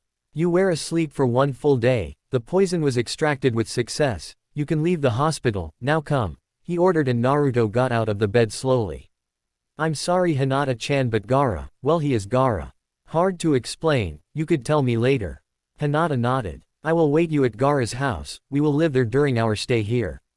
Now it was Naruto's turn to nod. He turned around and followed Gaara jumping from rooftops to rooftops. Finally they reached the Cage's building and stopped on the roof. Gaara sat down followed by Naruto that sat down near him. "So what did you want to tell me?" "The elders heard you were kicked out of the Leaf and that the girl left Leaf. They want to know if you want to join Suna." "Well that would be great, but..." "But what?" asked Gaara. "Well, we won't stay long here and I don't want to become a missing nin because someday I will leave Suna. I have a crazy idea to form a new hidden village and I know where I can start that." Gaara nodded. "Well, I can talk to the elders about this, but I am sure that if you will start a new hidden village they won't mark you missing nin if you plan on having an alliance with us." "Well sure Gaara, it will be cool to have one," he responded with a grin. "Who is the Cage?" "I can talk to him." "You are looking at the future Cage of Suna Naruto," said Gaara. Future. Yes, I need to do some chores, and in 1 year I will become Kage, responded Gaara. I see. Anyway, back to the point, the elders said that you and the girl will be promoted to Chunin upon entering our ranks and you two will go on mission together and with me sometimes. Naruto nodded. Well, that sounds great, but what about my idea? I will talk to the elders, but first, let me take you to my place, get you some clean cloths and I will tell you tomorrow what they think. Naruto nodded and followed Gaara through the streets of Suna to his place. He was happy and for the first time he felt even happier because no one was giving him glares. All the villagers looking at them like they were any other people, or shinobi, even to Gaara they were looking not like he is a demon but like he is Gaara. Hey Gaara, said Naruto. Yeah, how come everyone is so nice? To be honest, ever since my fight with you I started to change, and since then I managed to get 70% of the villagers to like me and respect me for what I am, and I have you to thank for that. And they have no more problems with you carrying Shukaku. Gaara shook his head. No. Soon they arrived at Gaara's place. It was more like a complex of buildings. He found out that the Sand siblings each lived in a house, and there were a total of 4 houses. Gaara told Naruto he will have to share one house with Hinata and Naruto had no problem with that. Gaara took him inside his home and straight to his room. He opened his wardrobe and threw out a pair of cloths. Look at the Sasuke retrieval arc when the Sand comes to help Konoha, look at Gaara's cloths. Naruto will be wearing those. The blonde boy found it interesting that the cloths fit him and thanked the Sand shinobi. Gaara smiled pleased and left in a whirlwind of sand, not before he showed Naruto his place. It was starting to get dark outside so Naruto thought that he should sleep. He entered his new house and found Hinata on the couch thinking. He sat near her and she blushed smiling at him. "I'll like your new cloths Naruto-kun," she said. "Thanks, they are really comfortable. We will have to go and get you some cloths as well. Not that you don't look in what you have but you need something fitting for the Sand." The girl blushed at his remark. "Anyo, I need to tell you something." "Alright. Well, I want to tell you that I lo," she tried to say again but Gaara appeared in a whirlwind of sand in the middle of the room. "Alright, I talked to them and Anyo, Gaara, could you let me and Naruto-kun to talk a second?" asked Hinata shyly. Gaara nodded. "Alright, I'll be back in 5 minutes," and he disappeared. "So Hinata-chan, what do you want to tell me?" Hinata mustered courage and she moved herself on top on Naruto. She was now standing on his legs with her face facing him. They were both blushing. "I need to tell you about what you told me before you passed out." Naruto was a little scared, he thought she would reject him now. "Oh okay. I wanted to tell you that I'll love you too. I'll loved you since the academy days," she said congratulating herself in her mind. Naruto was stunned, for the first time ever in his life, a girl loved him back. And it wasn't any one other girl but a beautiful one in his opinion. He wanted to say something but was too amazed to find anything to say to her. She giggled when she saw him trying to make words come out of his mouth so she decided to speak for both of them. She leaned down on top of him and caught his lips in a soft and passionate kiss. Naruto's shock was even bigger now, he was experimenting this for the first time ever. He closed his eyes and let instinct take over him. His hands took a hold of her waist and pulled her down on him and responded to the kiss. Hinata broke the kiss and raised her head a little to look at him. "Are we a couple now?" she asked blushing. "If you want," he responded grinning his infamous fox grin. Hinata nodded happily. Then Naruto moved his head up and attached his lips to hers once again. She moved her head down, at the same time moving Naruto's back to where it was. They started kissing a little more furiously this time, no tongues yet when they heard something behind them. They broke the kiss again and looked at Gaara. I will tell you in the morning Naruto," and he left in a whirlwind of sand once again. Hinata turned her head and looked at the boy again and giggled. "It seems we are alone tonight." Naruto smiled and moved his and her body. He leaned on the couch with the girl on top of him. She blushed furiously. He smiled warmly at her and started kissing her again. She replied to the kiss with her own. Not too long after that they both fell asleep. Naruto laid down on the couch and Hinata on top of him with her head on his chest. Both fell asleep with a smile on their faces. Council. Riot. It is a bright new day in the village of Sunagakur. Even if it wasn't the same like back in Konoha, where birds would sing in the morning and the sun would shine gently on your face and the smell of leaves would gently touch your nose. Sunagakur wasn't quite so different. Sure, there weren't birds like in Konoha to sing in the morning and there weren't so many trees there. Of course the sun would shine more brightly here than there, but it didn't matter. For Naruto, the important thing was that he was somewhere where people do not treat him like trash, a place where he knows his friends accept him for what he is, in a place where he could go anywhere and buy anything at a reasonable price. As Naruto was slowly opening his eyes to a bright new day, he recalled everything that happened the previous night. A smile appeared on his face, a true smile, not one of his fake smiles that he always used back in Konoha. For the first time he was feeling happy. Looking down at the girl that was sleeping soundly on his chest, he sighed inwardly. Man, people were right when they told me I am dense. Yeah, but now you have a really cute vixen, I think that's the word, chuckled Kyuubi. Huh, Kyuubi, where did you come from? Well, let's see, when my parents met a few decades ago they. No, you dumb fox, where have you been? Yelled Naruto, shaking the bad images from his mind. Oh, well, let's see, if you would have paid attention to what you pick up and not be stung by a dangerous scorpion, the first wouldn't have lost conscious and I would have been present faster, pesky humanoid. Oh yeah, well, you're a dumb fox. Is that the best you got? Let me show you what I got. What do you mean? He asked and then regretted. What the hell? What are these images of Hinata-chan? What? You don't wonder how she looks naked? Kyuubi chuckled. Naruto shook the images from his head. Baka Ero Kitsune, get lost. Hey, is that the way you treat the one that kept you alive all this years, human?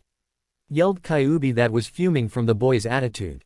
Yeah, this is the way I treat you for showing me images that I am not interested right now. I am not a pervert. Sure you're not. Kyuubi started showing then images of Naruto and Hinata doing stuff together.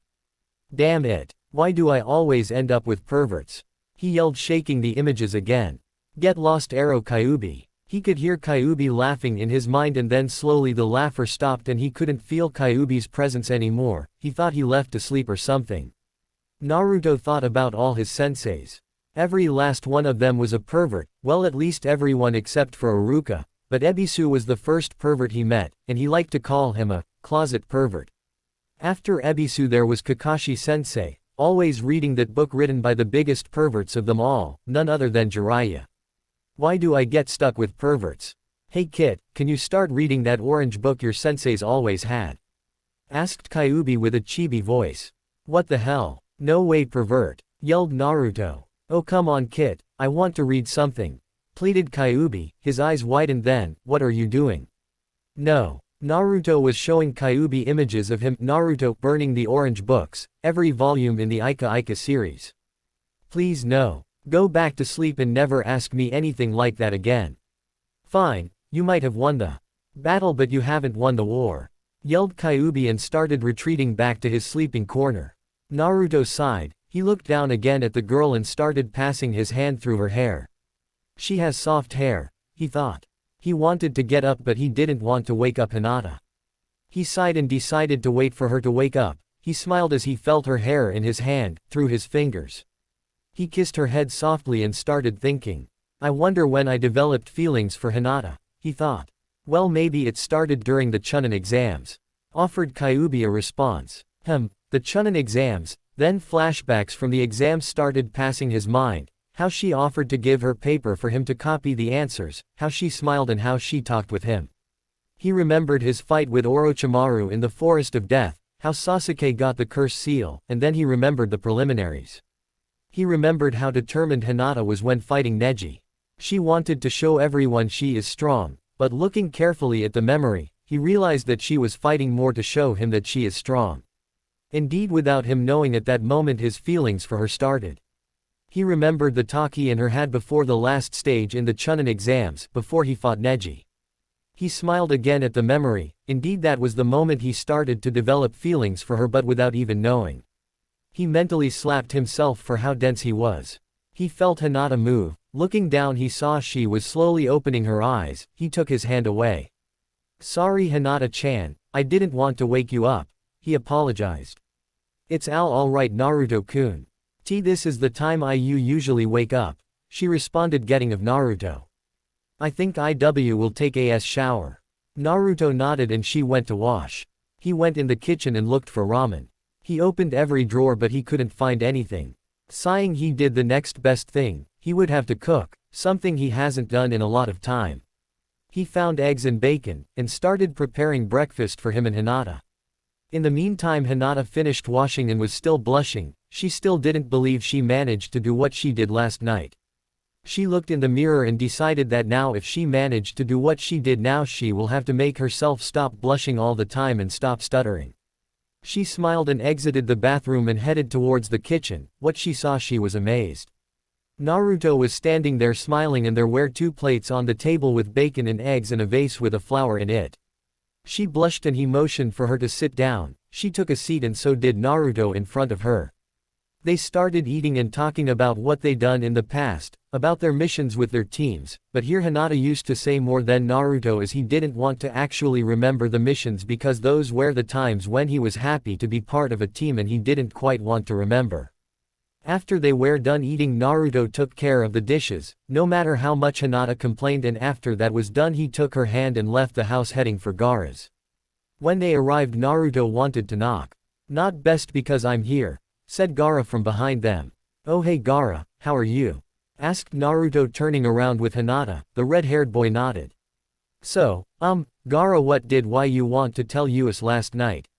Asked Hinata, congratulating herself for not stuttering that much. I talked to the elders about that, Naruto, and they agreed. We need to go and visit them now so you can start. Gaara started walking away without waiting a response. Naruto and Hinata followed him. Konoha. Everything was quiet in Konoha today, after many raids yesterday. There were many arrests, a lot of people paid a great deal of money, the charges. Taking action without approval, starting parties in times when they needed to be aware, and for throwing away the most powerful ninja Leaf had. Tsunade and the Rookie 9 including Team Guy agreed that Naruto was a valuable asset, a more important ninja than Sasuke. Tsunade regretted to ever form the rescue party. They took 1 step forward but 2 steps back. This was not good in her opinion. But if that wasn't enough, now she was in the council room. Everyone was yelling at each other. I say we mark him missing nin, yelled a Hyuga. I say not, yelled a Yamanaka. You shut up Yamanaka, we got rid of the demon, it is time we mark him as kill of sight, yelled another Hyuga. Hey, he is not a demon, Hyuga bastard, yelled the Nara Shikaku, Shikamaru's father. What, the lazy Nara is finally trying to do something? Asked sarcastically the Haruno head. I agree with the Hyugas, he must be put down. Go and die Haruno, yelled the Akamichi head. He is a hero to the village, you are all to blame for this. Shut up Akamichi, this is not your domain, yelled the Haruno. Oh yes it is when it comes to heroes of the hidden village. Uzumaki Naruto saved the village more than once, you idiots. He is a hero and needs to be treated with respect, yelled the Yamanaka head. Then why did he leave? Who? Asked Hiyashi. Because idiots like you threw him out of the village, responded the Yamanaka, fuming. To say that Tsunade was having a headache was an understatement. She thought her head would explode any moment. She was happy to see so many clans respecting Naruto, but still it was too much for her to take. They were all acting like little kids. They all lost their senses regarding this problem. Last night the Yamanaka and Nara clan were about to go on a rampage and break the Hyuga doors and start beating everyone. They didn't agree with what happened to the blonde ninja. Aburame, what do you say to this? We are right that he needs to be marked missing nin, right? Asked a Hyuga elder. The Aburame head raised an eyebrow. Well? Asked the Hyuga, getting impatient. The Aburame head looked around with no expression. Then he looked at the Hyuga. If you ask me, he is a hero and not a missing nin, he stated calmed. What? Are you insane Aburame? Yelled the Inuzuka head. You are insane Inuzuka. The Uzumaki boys saved us from Kyuubi. Yelled the Nara head. Shut up lazy bum. He is the Kyuubi reincarnated.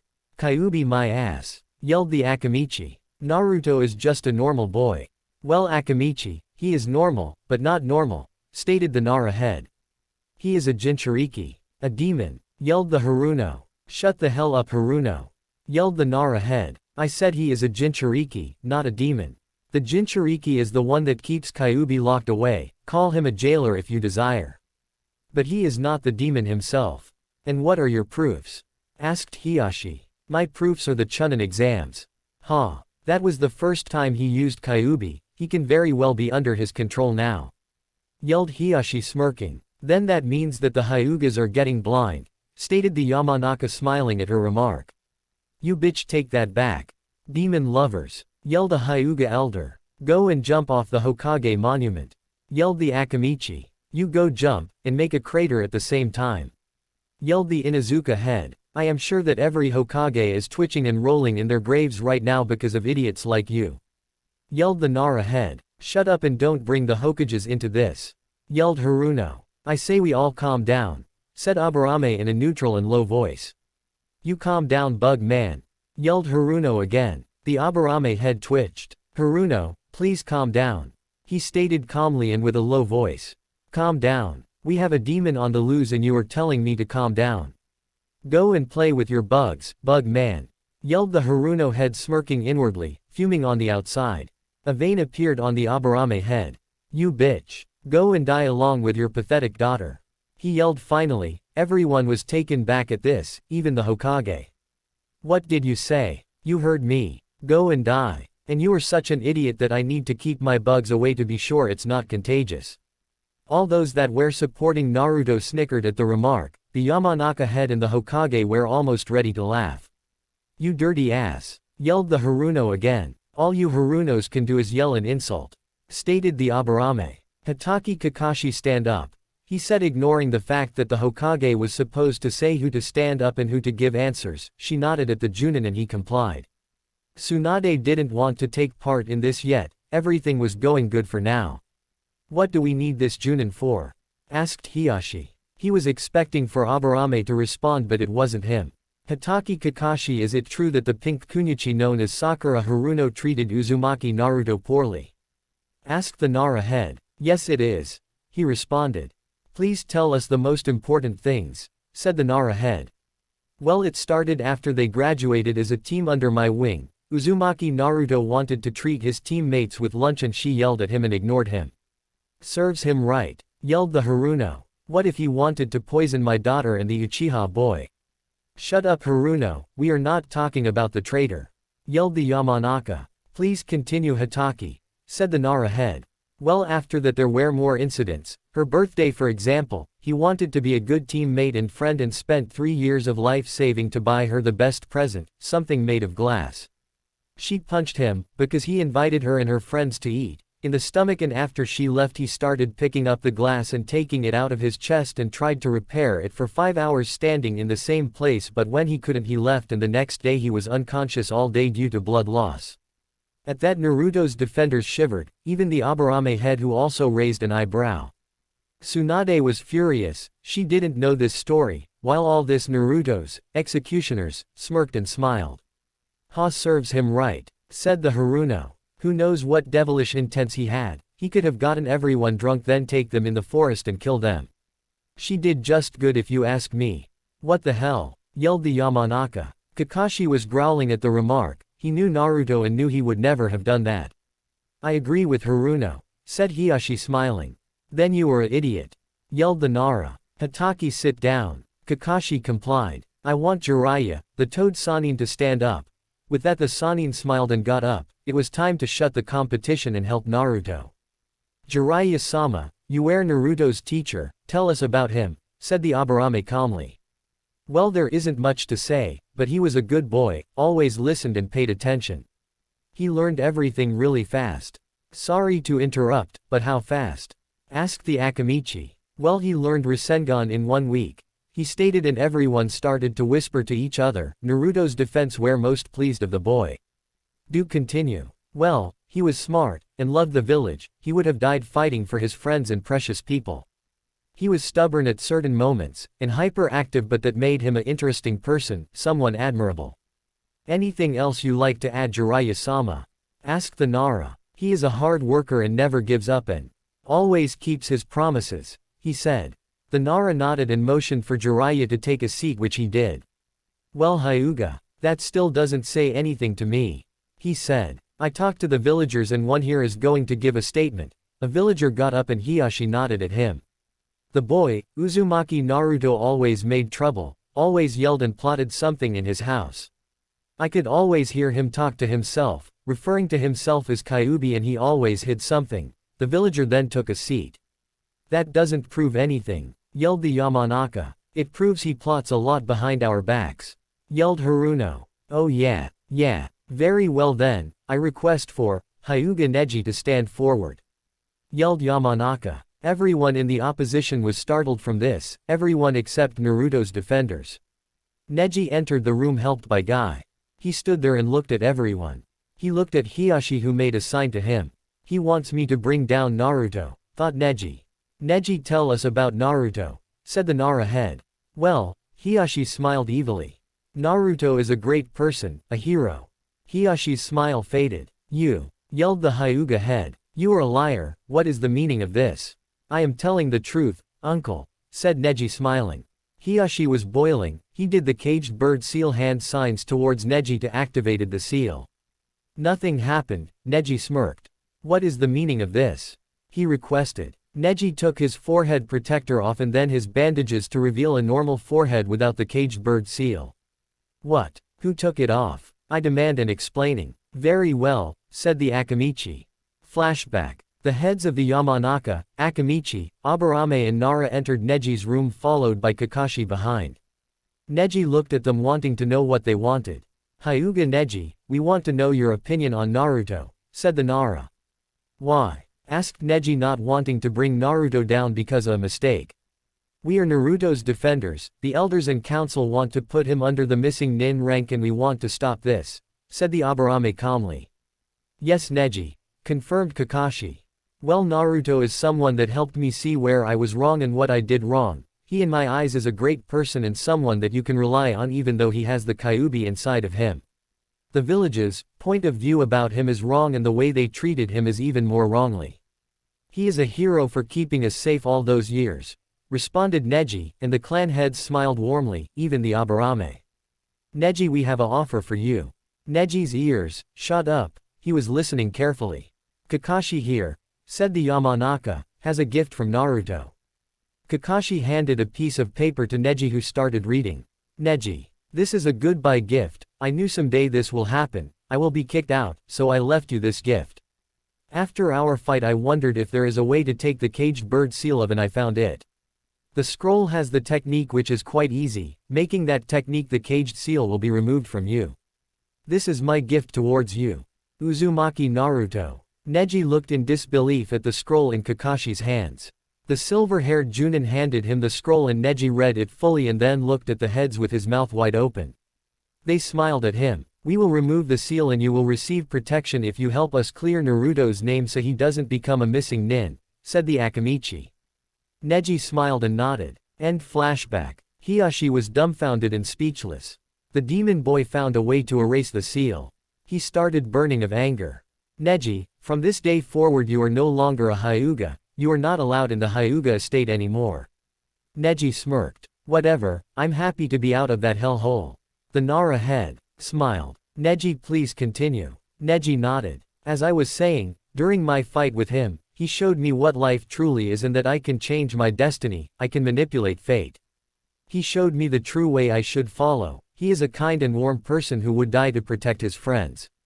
He would do anything for us and even for the village. The council and elders know he knows about Kyuubi. During the rescue mission he showed devotion and intelligence. He helped us in the best way he could and would have never stopped until he would have brought back one of his missing friends, even though he was a traitor. Somehow Naruto knew that Sasuke was actually calling for help, and he was glad to respond to that. I am sure that Naruto saw in his soul that Orochimaru was controlling Sasuke. My conclusion to all of this is that Naruto is a hero of the leaf and a remarkable ninja. He is not a demon as you all see him. Thank you Neji, you may sit down. Neji smiled a genuine smile and sat down near Kakashi, who patted him on the back. Well, do you need any more proof he is not a demon? Asked the Aburame head. Yes, yelled Haruno. During the Chunin preliminaries he hurt my poor boy really bad and his pet, stated the Inuzuka. I would have him state this but he is in hospital right now, she said again. He told me that his eyes resembled Kyuubi and he was throwing threats at him that he would kill his family and eat him alive but not before he would torture him in the most gruesome way. That bitch, yelled Neji and Kakashi in their minds. Naruto didn't say that, he never even used the Kyuubi's power, he only used it in Might Neji's fight. What a liar, I am sure Kiba didn't say that. See, a demon to the bone, yelled a Hyuga. Yes, and if that is not enough he took Hyuga Hinata, my precious daughter prisoner. Who knows what he is doing to her at this moment, said Hiashi grinning inwardly. Neji jumped up. I object, he yelled and everyone looked at him. You dare call yourself a father, you piece of scum. You treated Hinata more than poorly, you don't even deserve to call her your daughter. Yelled Neji fuming and Naruto's defense nodded in agreement. Is that so? Then let's see what her sister says. Hanabi, yelled Hiashi. Crap, thought Neji, he knew Hanabi hated her sister and wanted to make her feel bad. The young Hyuga girl entered the room and looked at her father. He smiled at her and she smiled back.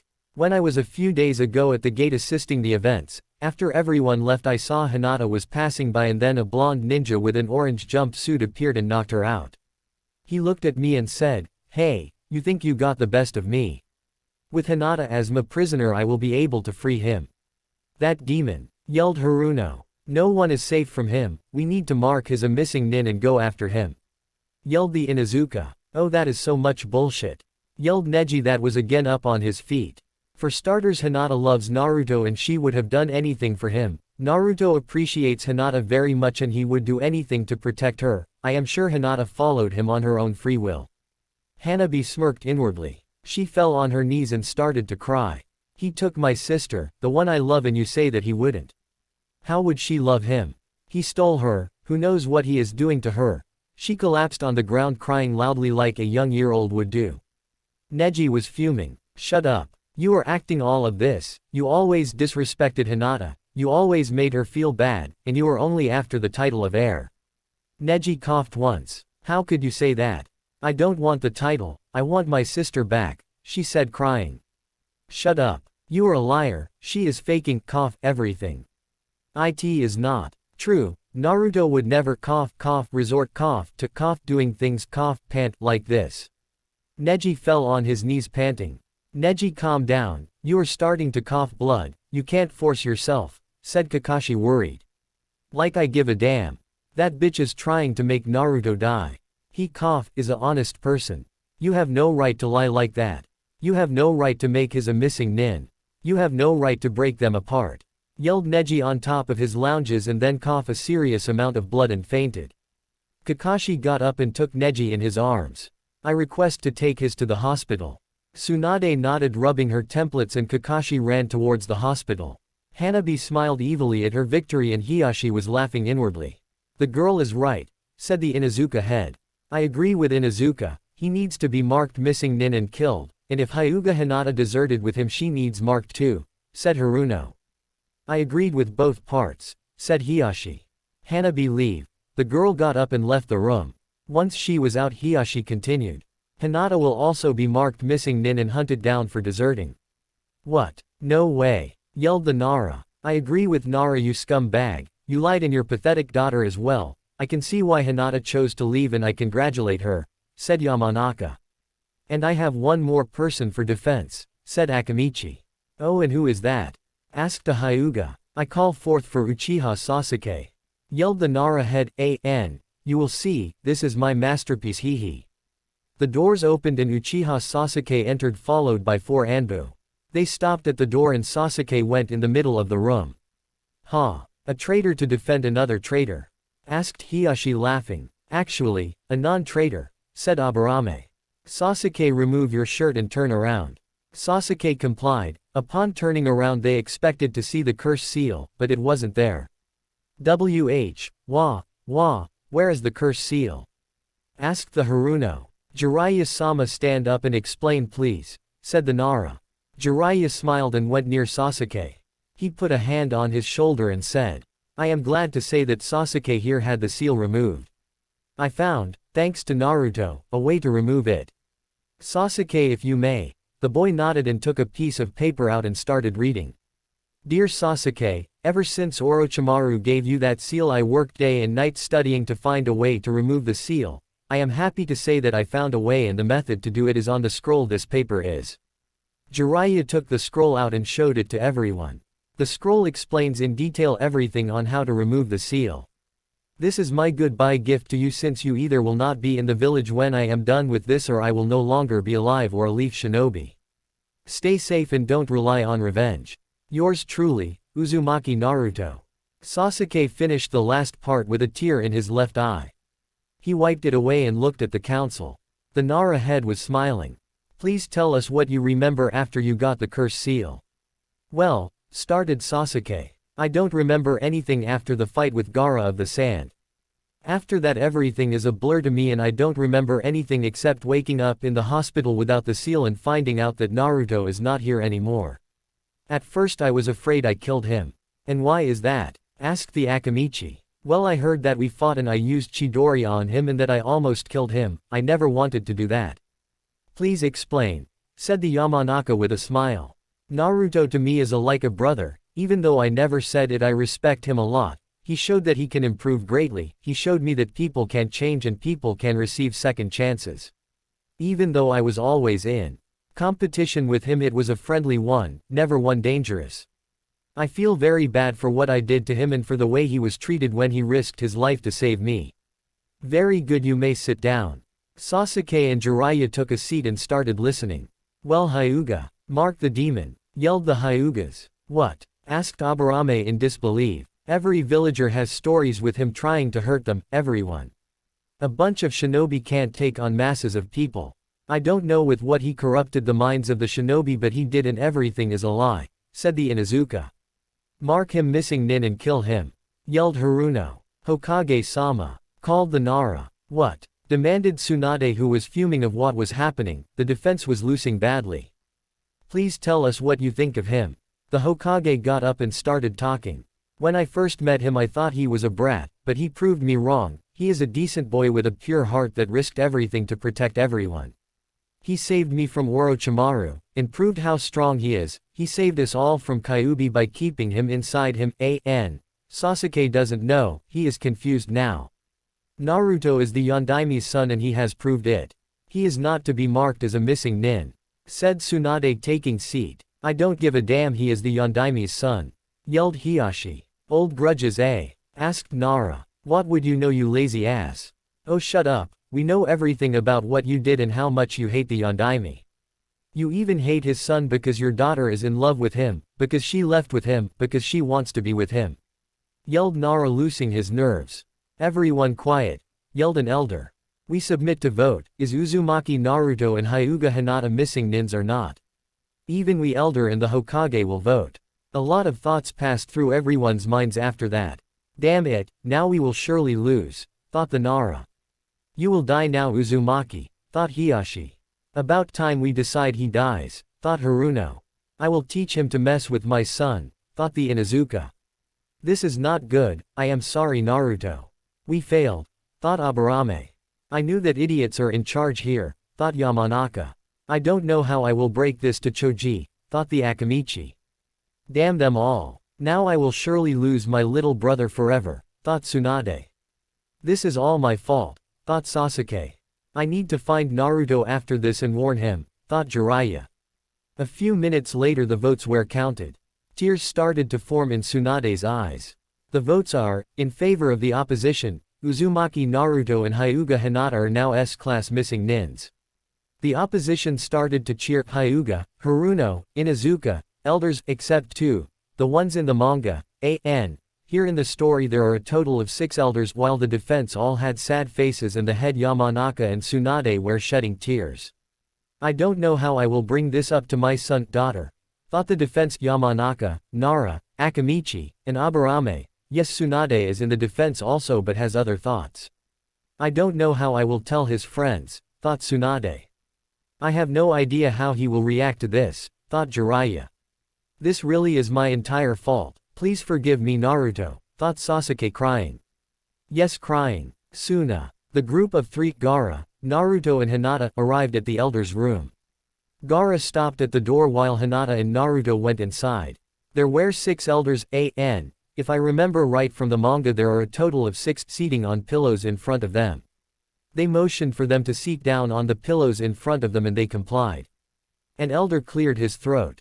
So, Uzumaki Naruto, we discussed the offer and we accept us, he said. Naruto nodded and bowed. Now, Hyuga Hinata we will tell us the offer he gave us. Hinata nodded and listened. He told us he wanted to find another hidden village someday and he doesn't want you or him to become missing nins of Suna if someday you will leave. We agreed under the condition that you two will serve Suna for at least 1 month and that the 2 villages will automatically be allied. Hinata nodded once again. Very well, said another elder. You will start mission tomorrow. You will also help Gaara on his work to become Kage, even for that you will be paid. When you help him you are also marked as bodyguards for him. Naruto and Hinata nodded. The elders smiled and gave them the Chunin vests. Please report tomorrow at 8 for a mission, that is all. Naruto and Hinata got up and bowed. They left the building with Gaara. Naruto was happy for being Chunin, Hinata was happy as well but happy also because Naruto thought about the missing nin fact. Still she would need to talk to him about the hidden village thing. While walking Gaara was explaining what he needs to do.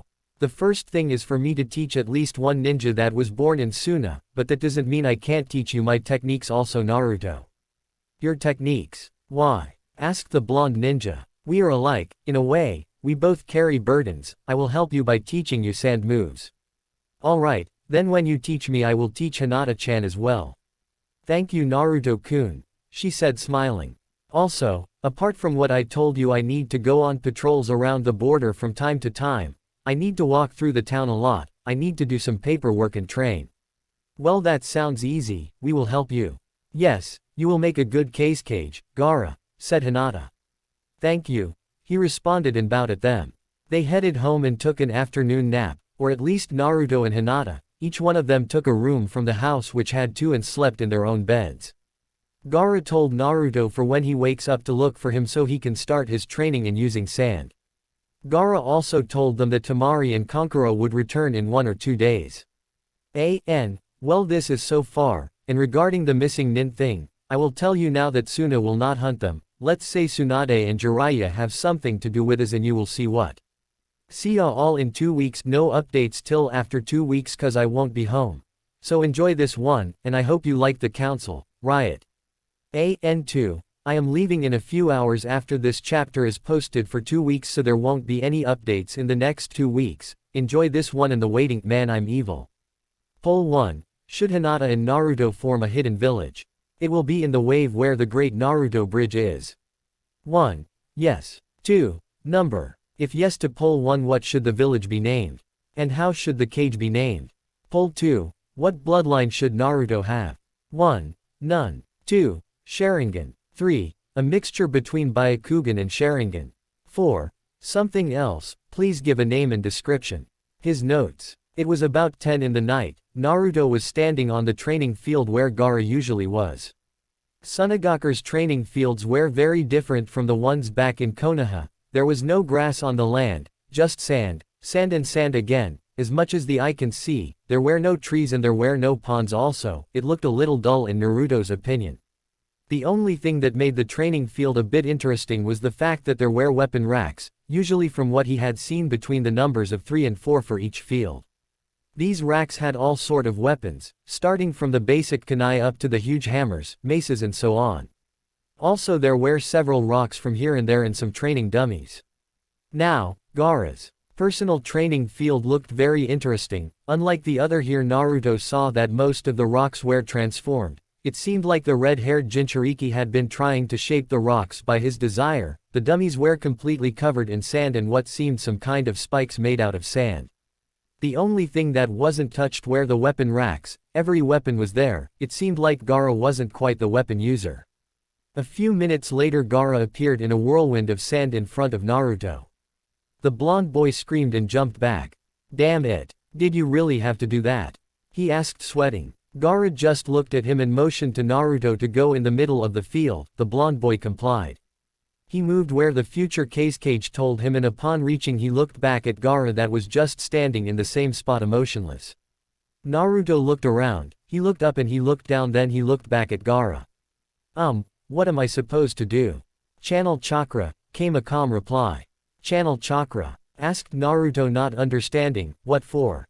Gaara looked in Naruto's eyes, not saying anything. He stared at him for about 2 minutes when Naruto started feeling uncomfortable and decided to do what he was told. He closed his eyes and started to channel his chakra. The normal blue chakra appeared swirling around the blonde boy. At this time Gaara was looking at him carefully. More, said the red-haired Jinchuriki, and Naruto complied, channeling more. The sand around him started to slowly raise and move without any direction whatsoever. More, said Gaara, and Naruto tried to bring out more chakra, but the amount remained the same. More, I said. But I can't more than this, said Naruto, trying to bring out more chakra. Red, was the only thing that Gaara said, thinking Naruto would understand. The blonde boy started thinking, what did he mean by red? He lost himself to his mind and lost concentration. He stopped channeling his chakra and was standing in the middle of the field, eyes shut, thinking. Gaara looked at him and waited. He was thinking that Naruto understood what he wanted. He waited, and waited and waited till he lost his patience. What are you doing? Asked the red-haired boy. I don't understand what you mean by red, said Naruto, scratching the back of his head. Gaara shook his head. I want you to channel Kyuubi's chakra, Naruto. Oh, responded Naruto, laughing nervously.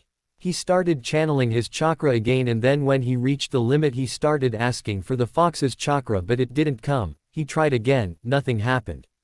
Hey fox, a little chakra would be nice, you know. And why would I do that? Go back to your training or whatever you were doing and let me sleep, came a tired answer.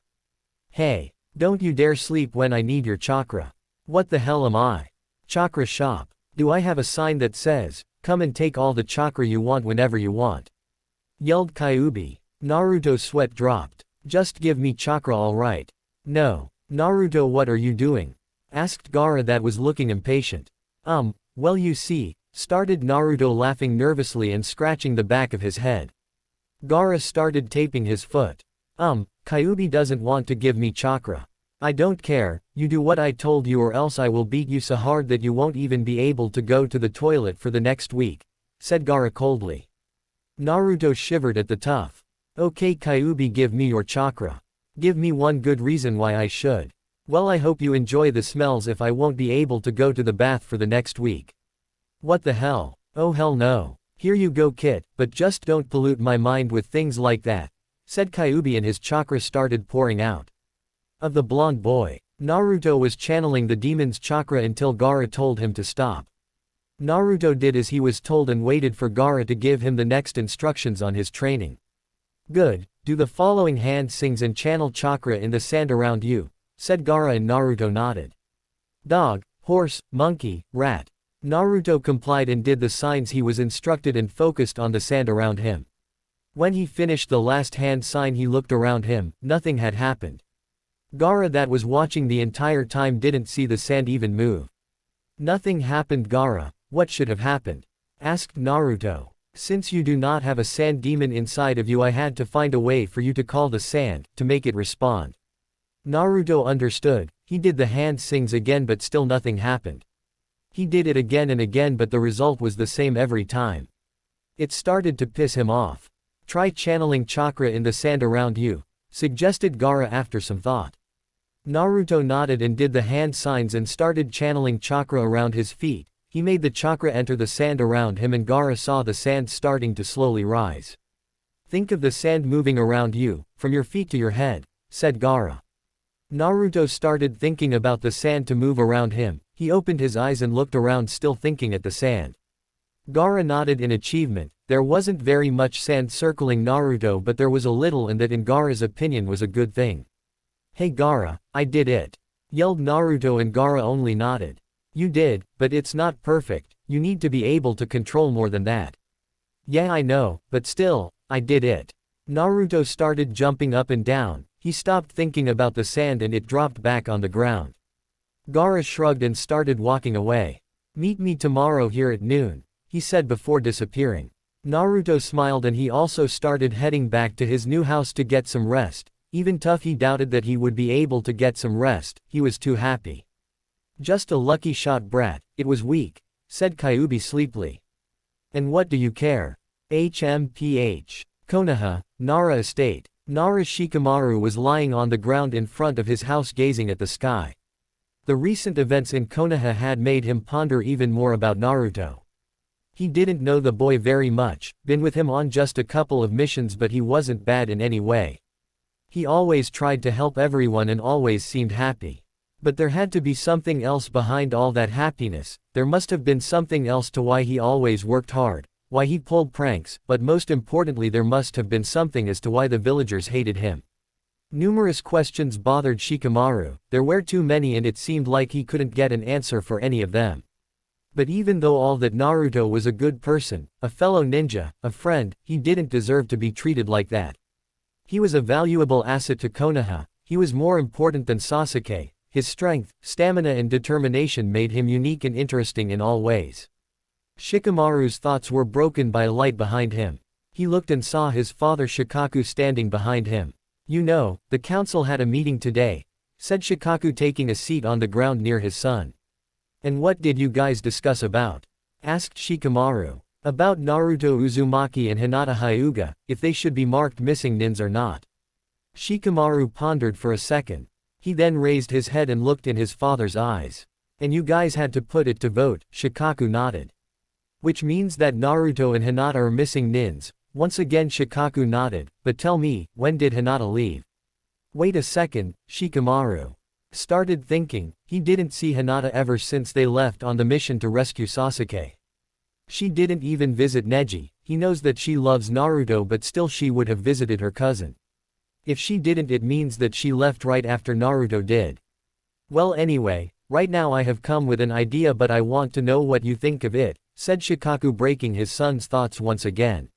"And that is, this village is full of idiots. The elders are a bunch of idiots except for two. The Hyugas think they rule everyone around here and are a bunch of stuck-up snobs." He paused, "And well, I was thinking about leaving this place." Shikamaru's eyes widened. "You mean leave Konoha?" His father nodded. "And where would you plan on taking the clan?" "We could find Naruto and help him." Shikamaru gave a thought to that. He made a list of good things to leave and bad things, but in the end the result was the same.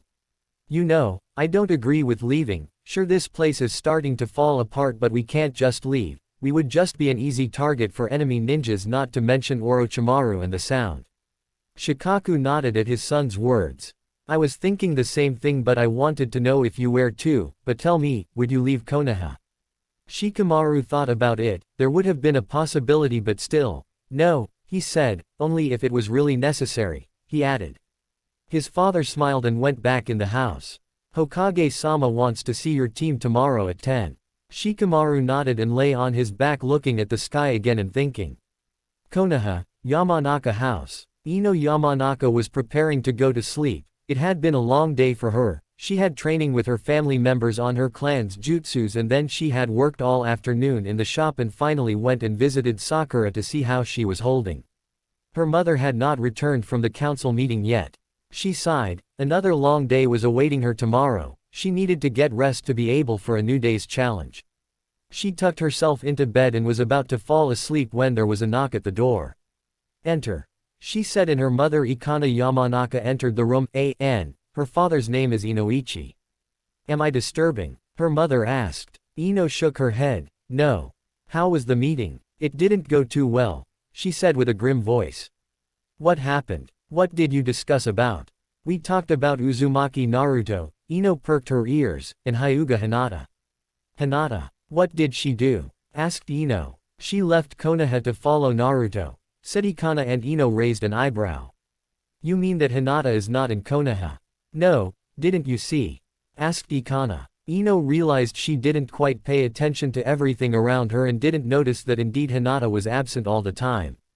"Well, the Hyugas brought the matter of marking them both as missing nins," Ino's mother continued. Ino gasped at the news. "And what happened?" "The Yamanaka clan with the Nara, Akamichi and Aburame supported Naruto and Hinata to make sure they won't be marked. Even the Hokage did." She trailed off and Ino realized what the outcome was in the end. She still hoped it wasn't like that. "But in the end we lost and they are now S-class missing nins," she finished. Ino lowered her head and without knowing tears started forming in her eyes. She knew Naruto a little, and was his friend, and he wasn't a bad kid. He was annoying sometimes but he was a kind person. But why? Asked Ino, why did they mark him? Why did the villagers throw him out of the village? She raised her head and looked at her mother. I'm afraid I cannot say, that is for the Hokage or Naruto to say. You will have to meet the Hokage tomorrow at 10. I suggest you sleep. And Ikana left the room. Ino was confounded in the darkness of her room. It was strange. Why would someone be so mean to Naruto? Why would they also mark Hinata as a missing nin? She laid her head on the pillow and tried to sleep, but questions continued to bombard her mind and she couldn't sleep. Tears dropped on her pillow. She didn't know why, but she was very sad about this event. They were her friends. It doesn't make sense why all this happened. Konoha, Inazuka Estate. Inazuka Kiba had just walked into the house when he heard the front door close. He went to check it out and saw his mother An. Thank you VN Vanman for clarifying, taking her shoes off. She was quite happy, which Kiba found unusual because normally she would return angry from the council meetings. Hey mom, he said. Oh hello there Kiba, how are you? I'm fine, I just finished my training with Akamaru, responded Kiba proudly. And where is Akamaru? She asked, looking around. Usually the dog was always around Kiba. Oh, he went to look for something to eat, responded Kiba. Why are you so happy? He asked. What do you mean? Well, usually when you return from the council meetings you are angry, and well now. Oh, I understand, she said and walked over to Kiba and put her hand on his shoulder. We were discussing about the Uzumaki boy today. Kiba seemed to brighten up. He had known Naruto for some time now, and ever since their fight in the Chunin preliminaries they started to become friends. Sure, they teased each other and called names, but it wasn't something serious. So what did you discuss about him? We discussed about marking him missing nin. Kiba's eyes widened, and I sustained the opposition, or favor for marking him, and we won. He and Hyuga Hinata are missing nins now and are to be killed on sight. What? Hinata too? He asked, stuttering. Well, at first we thought he took her captive, but it seems she sided to him, and since that Uzumaki boy is dangerous we marked him, she said, smiling. Kiba started growling. What the hell? Why did you do that? He yelled. Soon was taken back at his words. He hurt you in the Chunin exams. Just for that. I think you even exaggerated in front of the council about our fight. He yelled. Don't you dare raise your voice at me. We did a good thing getting rid of that demon spawn. Demon spawn. What the hell is wrong with you and all those villagers calling him that? He is not a demon. Did he ever try to hurt you in any way? I don't even know why you're calling him that. He yelled and went to the door. Where do you think you're going? To think and to be away from you. He left the house, slamming the door behind him, leaving his mother stunned. Konoha, morning. Next day. Tsunade, Jiraiya, Kakashi, Sasuke and Neji were standing in front of Naruto's apartment. Tsunade wanted to take the blonde boy's things before the apartment was sold. They entered the house and started clearing it of all things. From what it seemed, Naruto didn't have many things, only some photos of his close friends, ramen and his usual orange jumpsuit. Sasuke agreed to help with this. He was on probation. He had been given a second chance to prove himself loyal to Konoha once more. The two Sannin and his sensei would look after him so that he won't do anything stupid, and Neji, he was there because he thought he owed it to Naruto to take his things. Tsunade's plan was to visit Naruto once they found out where he is and take his stuff to him. She would go accompanied by the Rookie 9 and Team Guy. They were about to leave when Tsunade felt something by passing near the wall. She looked at the wall carefully, studying it. What are you doing, Tsunade? Asked Jiraiya. This wall, she said. She then made a couple of hand sings and dispelled what seemed to be a genjutsu that hid a door to another room. Tsunade looked at the group, who were also shocked. Clearly they didn't know of that door. The Hokage turned the knob and entered the room. It seemed to be a training room. There were 3 dummies in the back of the room that had the faces of Orochimaru, Itachi and Kisame. The dummies had kunai and shuriken stuck in them and there seemed to be notes on them. Tsunade took a note that was on the dummy resembling Orochimaru and read, "Should try a kunai shuriken combo when aiming for his throat." She put the note back and looked around again. There were scrolls and notes everywhere. There was a table in the room, and on the table what seemed to be 3 files and several papers near those files. Tsunade carefully examined the files and her eyes grew wide. Where did he? How could he? She asked. What happened, Hokage-sama? Asked Kakashi.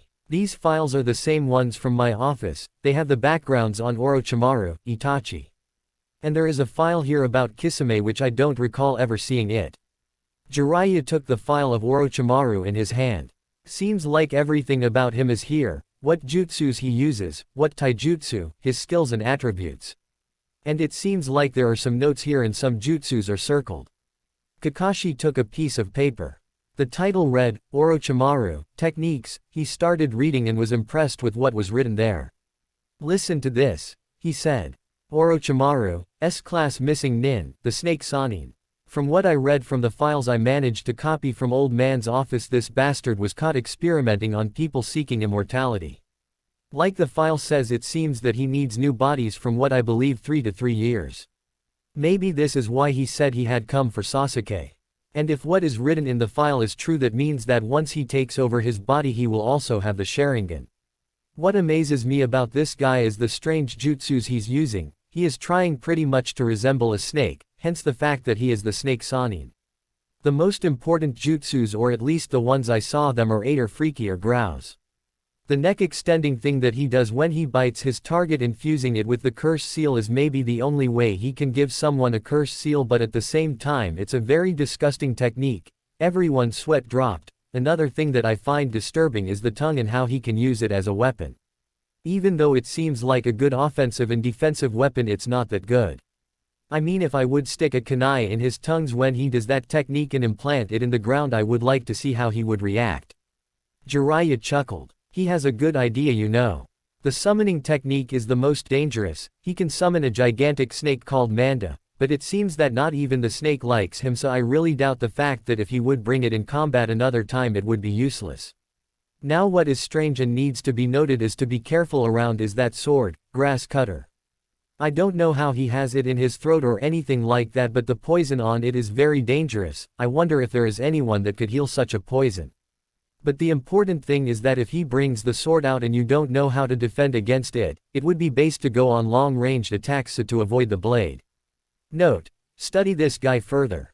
Kakashi put the paper away and took another in his hands. This one is on Kisame, he stated.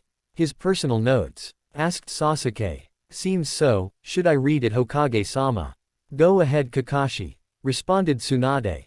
Kisame, one of the legendary swordsmen, S-Class Missing Nin, member of the group called Akatsuki. In the file that I found one day on a mission, there wasn't pretty much information on him. Everything was torn out. The important thing that was there was that he was assigned AA ranked mission before he disappeared, which I find it quite strange. Either he abandoned the mission or something had happened on it.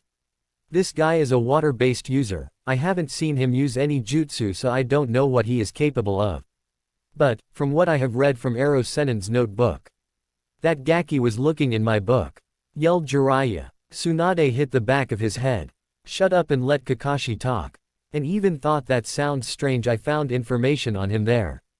Actually, that notebook is all but a masquerade. He hides information through the words he writes in that book. Really impressive. Jiraiya felt proud, but still stupid for hiding them in porn writing. I'm going to kill him, yelled Jiraiya, only to receive another hit from the Hokage. The guy has a sword on his back called Seismita SPL. And it absorbs chakra and apparently it's connected to the user. It responds only to Kisame. This guy can be always found around Uchiha Itachi. Note: watch out for him, research more.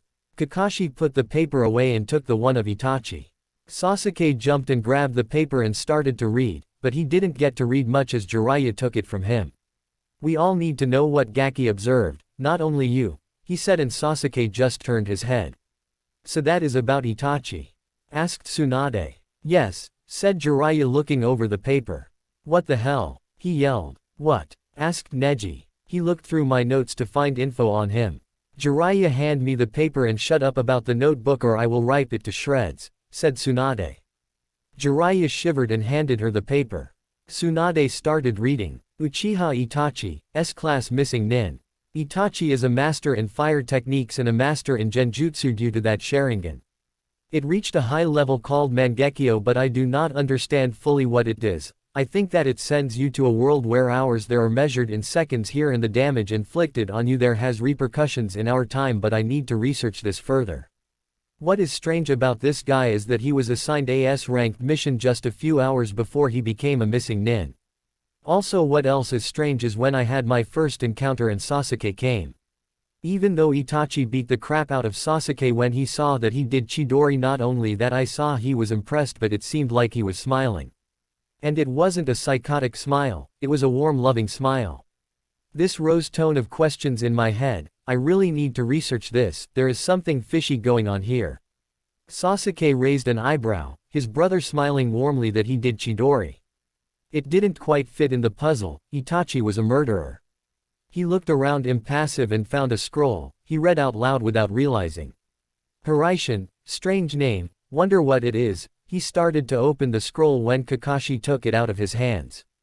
Now Sasuke, this is not for your or any person's eyes. I don't know where Naruto got it, but know that this jutsu must remain a secret. Sasuke humped and turned around like he didn't care, but his mind was now trying to figure out what that jutsu was that Kakashi said it had to remain a secret. While all that was happening, Neji was also looking around. Ninja gear was everywhere, a lot of kunai and shuriken were rusty already and would have been a stupid idea to use them because they would be useless. He found a lot of scrolls on fire, air and water techniques. He took them, deciding that maybe Tsunade would want to give these to Naruto as well. A few more minutes later, after clearing the training room, the group left with their hands and bags full of scrolls and belongings of Naruto. Well, this is it. Read the new polls. Poll 1. Itachi's status. A. Good. B. Evil. Poll 2. Kisami's status. A. Good. B. Evil. Poll 3. Akatsuki leader. Please read latest manga. Yondaime is not the leader. A. Third case cage. B. Evil twin of Naruto. The plan. Konoha, Hokage Tower. Tsunade, Jiraiya and Kakashi were in the Hokage's office. Tsunade was looking over the things she had taken from Naruto's apartment. There were a lot of ninja material and of course a lot of ramen. But the ninja material was very interesting. Every kunai and shuriken had a strange seal on it, but from their studies it seemed that the seal was inactive and could never work. Naruto was trying to create something, but no one knew what he was planning to do. They even found his diary, but the boy was clever, he never wrote about what he was working or researching in it. The diary was only about minor things, well, minor from the first look. He started writing in the diary when he was 6. It seems that the Sandaime Hokage gave him the diary, and well, the first 6 years were not so pleasant.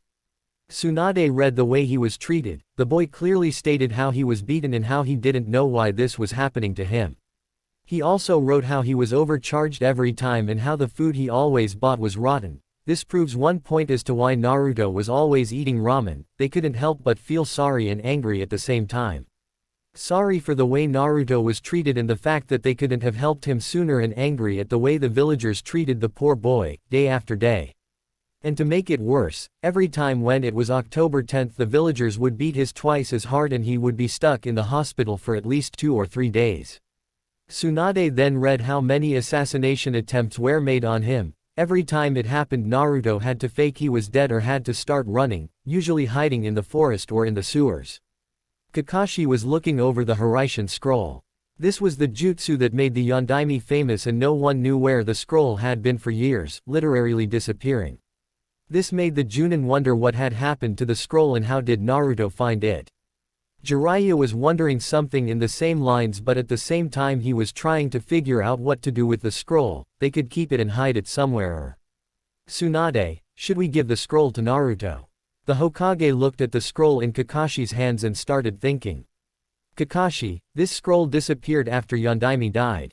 Yes, Hokage-sama, I was still in the Anbu at that time, and I was ordered to find the scroll. Trust me, I had checked everywhere and I never found it. Where do you think Naruto found it? Asked Jiraiya, puzzled. I have no idea. I mean, there were 10 teams of Anbu searching for it, said Kakashi.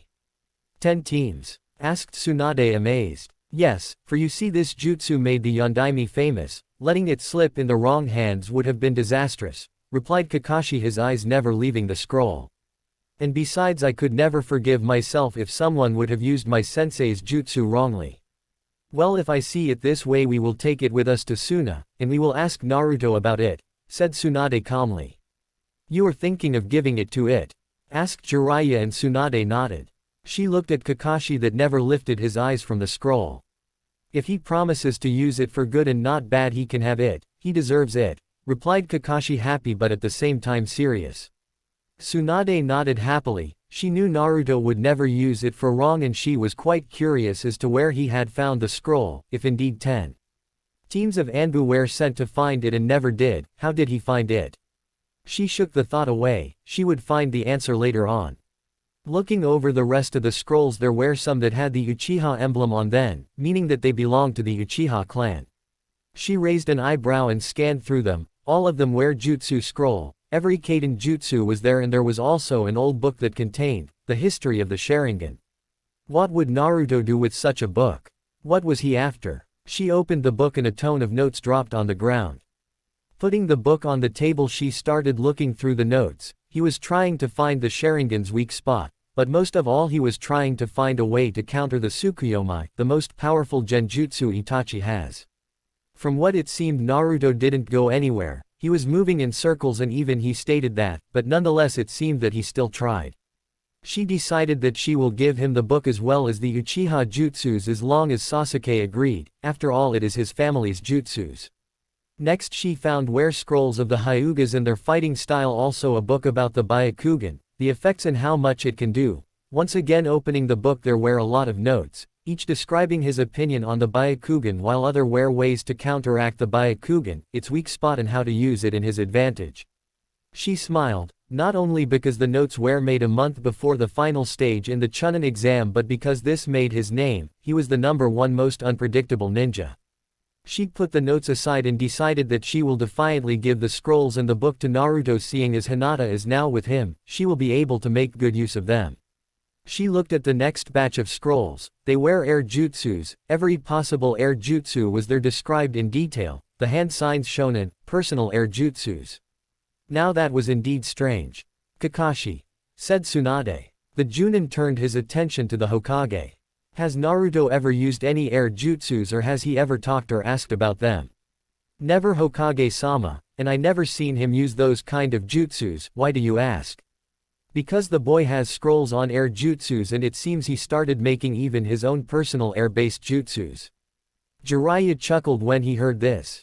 It seems that the Gaki has a lot of surprises. Indeed he has, said Kakashi, thinking. Tsunade took another batch of scrolls and read over them. They were sand-based attacks, and it seems he started looking and studying them ever since his encounter with the boy named Gaara. Tsunade smiled again and put the scrolls away and took the last batch.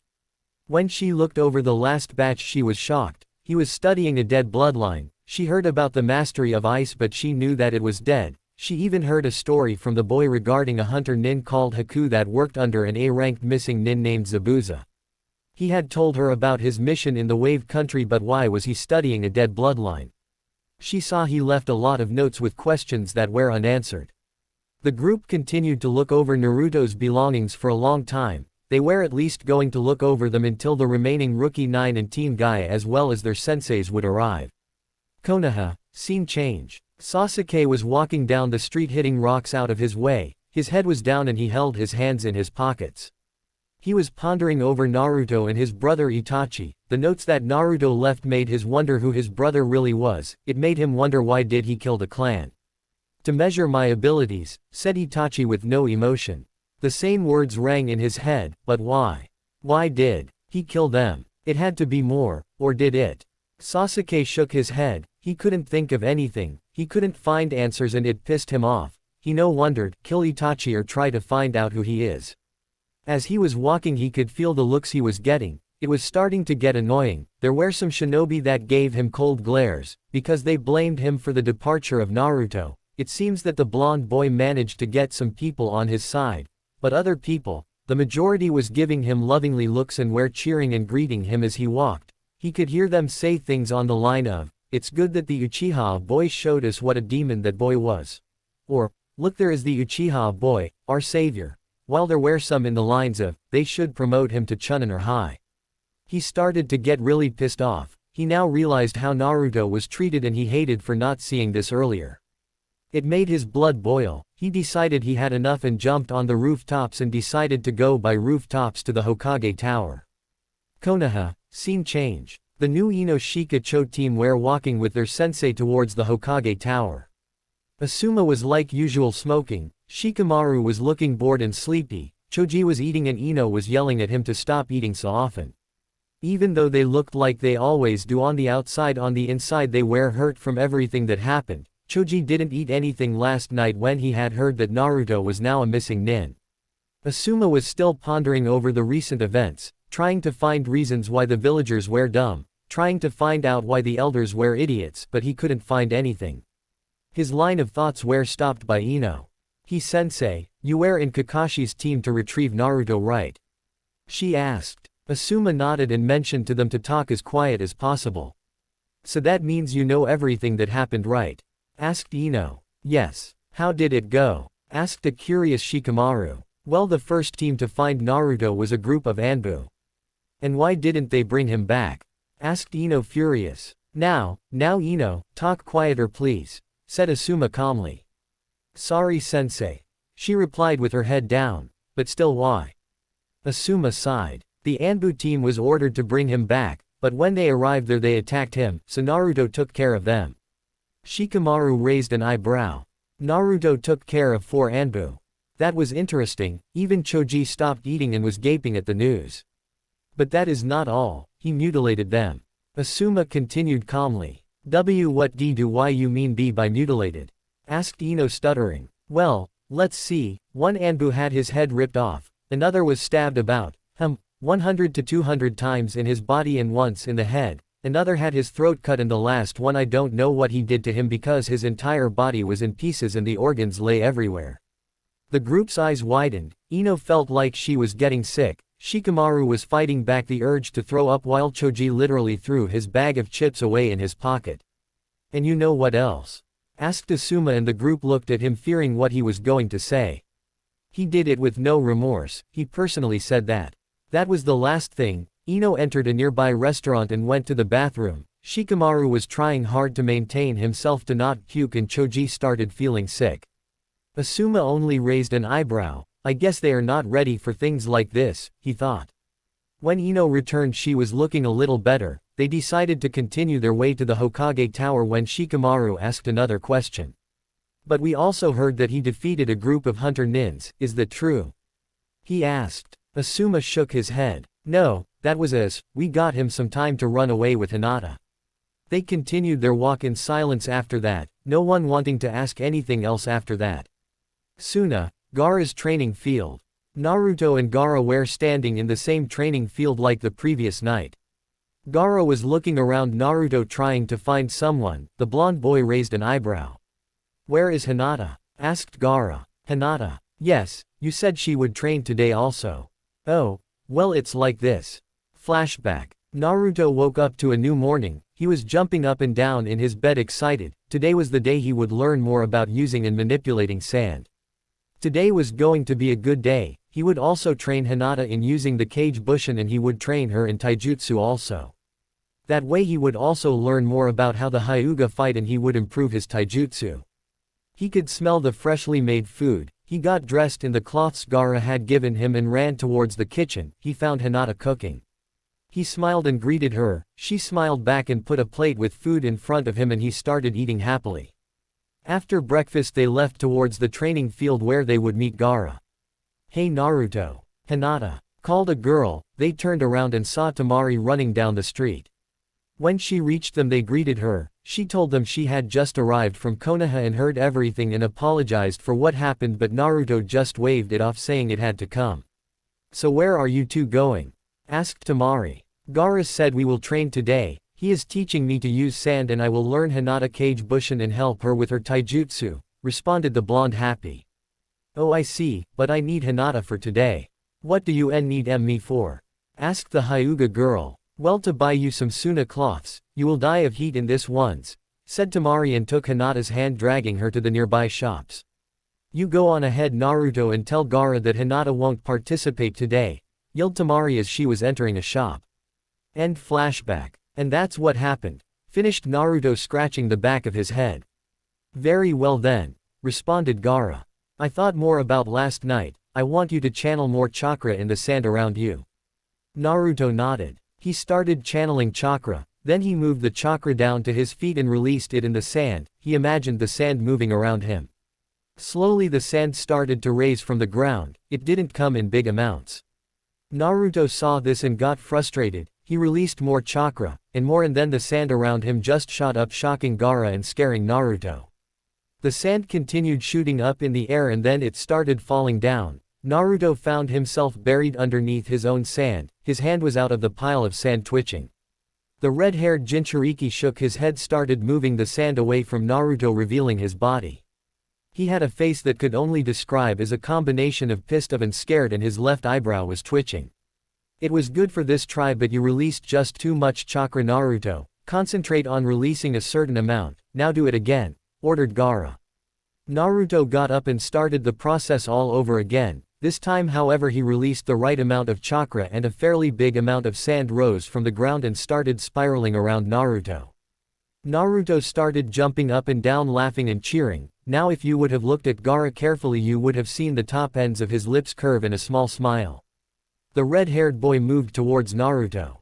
Now Naruto, you see the posts in front of you. The blonde boy nodded. What I want you to do is concentrate on the sand spiraling around you and target the posts. And order the sand to attack it. Naruto nodded and closed his eyes and imagined the posts in front of him. He opened his eyes and orders the sand in his head to attack the posts. Nothing happened. The sand continued the spiral around him. He pondered for a second and then he remembered when Gaara used to extend his arm and clench his hand into a fist, and the sand that was around a person started breaking the one inside till it exploded. Naruto smirked and extended his arm fast in front of him towards a post, ordering in his head the sand to attack. This time the sand complied and apart from the spiral ripped from the cycle moved at a very fast speed towards the post. Upon reaching it, it hit the middle of the post. Naruto ordered the sand to circle the post and it obeyed. Now Gaara was thinking what Naruto was trying. He studied his Jinchuriki friend closely and saw a smirk on his face. He looked back at the post and his eyes went wide. The sand that Naruto ordered to circle the post was hitting, then moving to its left or right and started hitting the post again, doing a tactic used to be known as the hit and run. The sand continued to hit the post, at first slow and then it gradually started to amplify in speed till it became so fast it was hard to keep track of it. Naruto left his stretched hand to drop and then he stretched it again, sending more sand and at the same time controlling the sand that was hitting the post. He continued to hit the post till he heard a crack and the post broke, being hit at such a high speed in the same spot time and time again. Naruto recalled his sand that combined with the sand that was spiraling around the blonde and he started cheering. Gaara clapped his hands for Naruto. He never knew the boy would get the hang of it so fast. All right Naruto, that was excellent. I only need you to do one more thing, said Gaara. Naruto turned towards him. What do I have to do? He asked with his fox grin. Gaara raised some sand and extended his hand to his side and started creating a gourd. I want you to make a gourd that will hold your sand, but before you do that I want you to bring out more sand out. You don't need to merge your chakra with the sand so you can have a gourd like I do back in my house, and I will tell you that later. Naruto nodded and concentrated chakra on the sand near his feet again. More sand rose up and combined itself with the one that was spiraling around Naruto. He extended his arm in front of him and imagined himself creating a gourd. The sand stopped spiraling around him and started circling in the same spot till it formed a gourd. Gaara nodded and took out something to tie the gourd with. After the gourd was secured he raised it and put it behind Naruto. The blonde boy took the ends of the belt with which Gaara tied the gourd and secured it to stay behind him. Alright, that is all, but from now on you will need to tie your gourd around yourself by your own, said Gaara. Nah, no problem, it isn't that bad anyway, replied Naruto grinning. Now I need to go and do my stuff. I want you to continue training till I return. Use the sand from the gourd on your back. Naruto nodded. Wait just a second, he said, and the red-haired boy turned and watched as Naruto started molding chakra, then directing it to the gourd. The back of the gourd, which was visible, started to shape. The head of a fox appeared on the upped part of the gourd. Gaara smirked and nodded to Naruto, letting him know that it worked, and left, leaving the blonde Jinchuriki to train. Konoha, Hokage Tower. The Rookie 9, Team Guy, Jiraiya and Tsunade were in the Hokage's office. Sakura was in front of the Hokage on a chair. Now Sakura, do you know what you are here for? Asked Tsunade, and the girl nodded. Sakura. said Kakashi. You attacked a fellow shinobi and your teammate and made him be kicked out of the village. You ignored the extents of the damage inflicted on Naruto and started beating him, continued Asuma. Thinking that the damage done to Uchiha Sasuke was more life-threatening than the damage done on Uzumaki Naruto, continued Kurenai. You ignored the fact that Naruto had a Chidori hole in his shoulder and you continued to beat him, continued Guy. You also ignored the fact that beating him like that you might kill him, finished Jiraiya. What do you have to say for yourself? Asked Tsunade. I'm sorry, she said in a low voice. Sorry? Asked Kakashi, do you think sorry will bring back Naruto? Do you think sorry will take his and Hinata's missing nin status away? Asked Kurenai. Do you think that a simple sorry can cut it? Asked Guy. Do you think that sorry will make sure they won't be chased by hunter nins for the rest of their lives? Asked Asuma. Sakura started sobbing, she didn't know what to say, she never thought that her actions would lead to this. Do you think that crying will solve anything? Asked Jiraiya. Sakura continued to cry and at the same time tried to hold back her tears. Well, do you? Asked Jiraiya, getting impatient. And no, she responded crying. Some of the genin felt sorry for her, that is the girls, other didn't care, while Neji, Sasuke and Kiba were angry. What do you intend to do? Asked Tsunade. I don't know, she responded through sobs. IJ just feel be bad, I never wanted to be like this. Well, what do you know, it is how you didn't want, now is it? Asked Kakashi. Sakura nodded. I just wish that I could apologize to Naruto, she said crying. You want to apologize? Asked Asuma and Sakura nodded. You know that he is who knows where, right? Asked Kurenai and Sakura nodded once again. Alright, you will apologize, you will come with us to find him, but it will take a long time to take our respect back, and know this, that if you attack Naruto when we meet him we don't know what we will do to you, understand? Asked Tsunade and Sakura nodded. She got up and took a seat on another chair while Sasuke took the seat where Sakura was before. Now, Sasuke, do you know the extents of what you did? Asked Tsunade and the boy nodded, not saying anything. Sasuke, why couldn't you go by the fact that Naruto just became stronger working harder and harder? Asked Kakashi. I don't know, I guess that, I wanted power so badly that I didn't care what will happen, responded the raven-haired boy. And why was that? Asked Asuma. I wanted to defeat Itachi badly, after he killed everyone I wanted to kill him with whatever it took. Do you know that by doing so you almost killed Naruto? You almost let Orochimaru take a new vessel so he can possess the Sharingan, and do you know that this is also one of the reasons Naruto was kicked out? Asked Kurenai. Yes I do, and what? Asked Jiraiya. If I could remake everything, I guess, no, I know that I would make sure not to do what I did now, I just made him suffer, while people treat me like a hero and I am not, responded Sasuke, his head down. Exactly, being a hero takes a lot of work. Naruto proved that when he defended Konoha from Gaara, when he brought Tsunade-sama to be our new Hokage, and when he brought you back, said Guy. I know, responded Sasuke. Uchiha Sasuke, we still believe in you as you were controlled by Orochimaru from Naruto's reports, therefore you will come with us in finding Naruto, but you will need to apologize to him. Did I make myself clear? Asked Tsunade, and Sasuke just nodded and moved back to where he stood before. Now, what we are about to say will remain between us. Tomorrow we leave towards Suna for an important meeting with the future Kazekage, that is what you will all tell your parents, understood? Asked Tsunade, and everyone nodded. Furthermore, we will take Naruto's belongings to him, but, Kakashi paused and looked at Neji and Sasuke and called them forth. He showed them the Uchiha and Hyuga scrolls and books. Do you agree for Naruto to have this scrolls and books? Humph, said Neji, walking back to where he was. I am no longer a Hyuga, so I don't care what happens to those scrolls, but it would benefit Hinata-sama by taking them to Naruto. Kakashi nodded and looked at Sasuke that was examining the scrolls. Well, asked Tsunade. He can have them, at least this way I can also say I am sorry. Besides, there is nothing wrong in the fact that he wants to know about the Uchiha or if he wants to learn fire jutsu, responded Sasuke. Very well then, said Kakashi, that took everything and put in a big bag full of scrolls, notes, kunai and shuriken. Tomorrow at 10 I want everyone to be at the north gate. I want you all to pack light and only the essentials. There was a chorus of Hi, and every genin and one chunin Shikamaru left to begin packing. They left more happy than they came. They were about to visit Naruto and Hinata. At least see what they have been up to and how they are handling everything so far. After the group was out of earshot, Jiraiya spoke.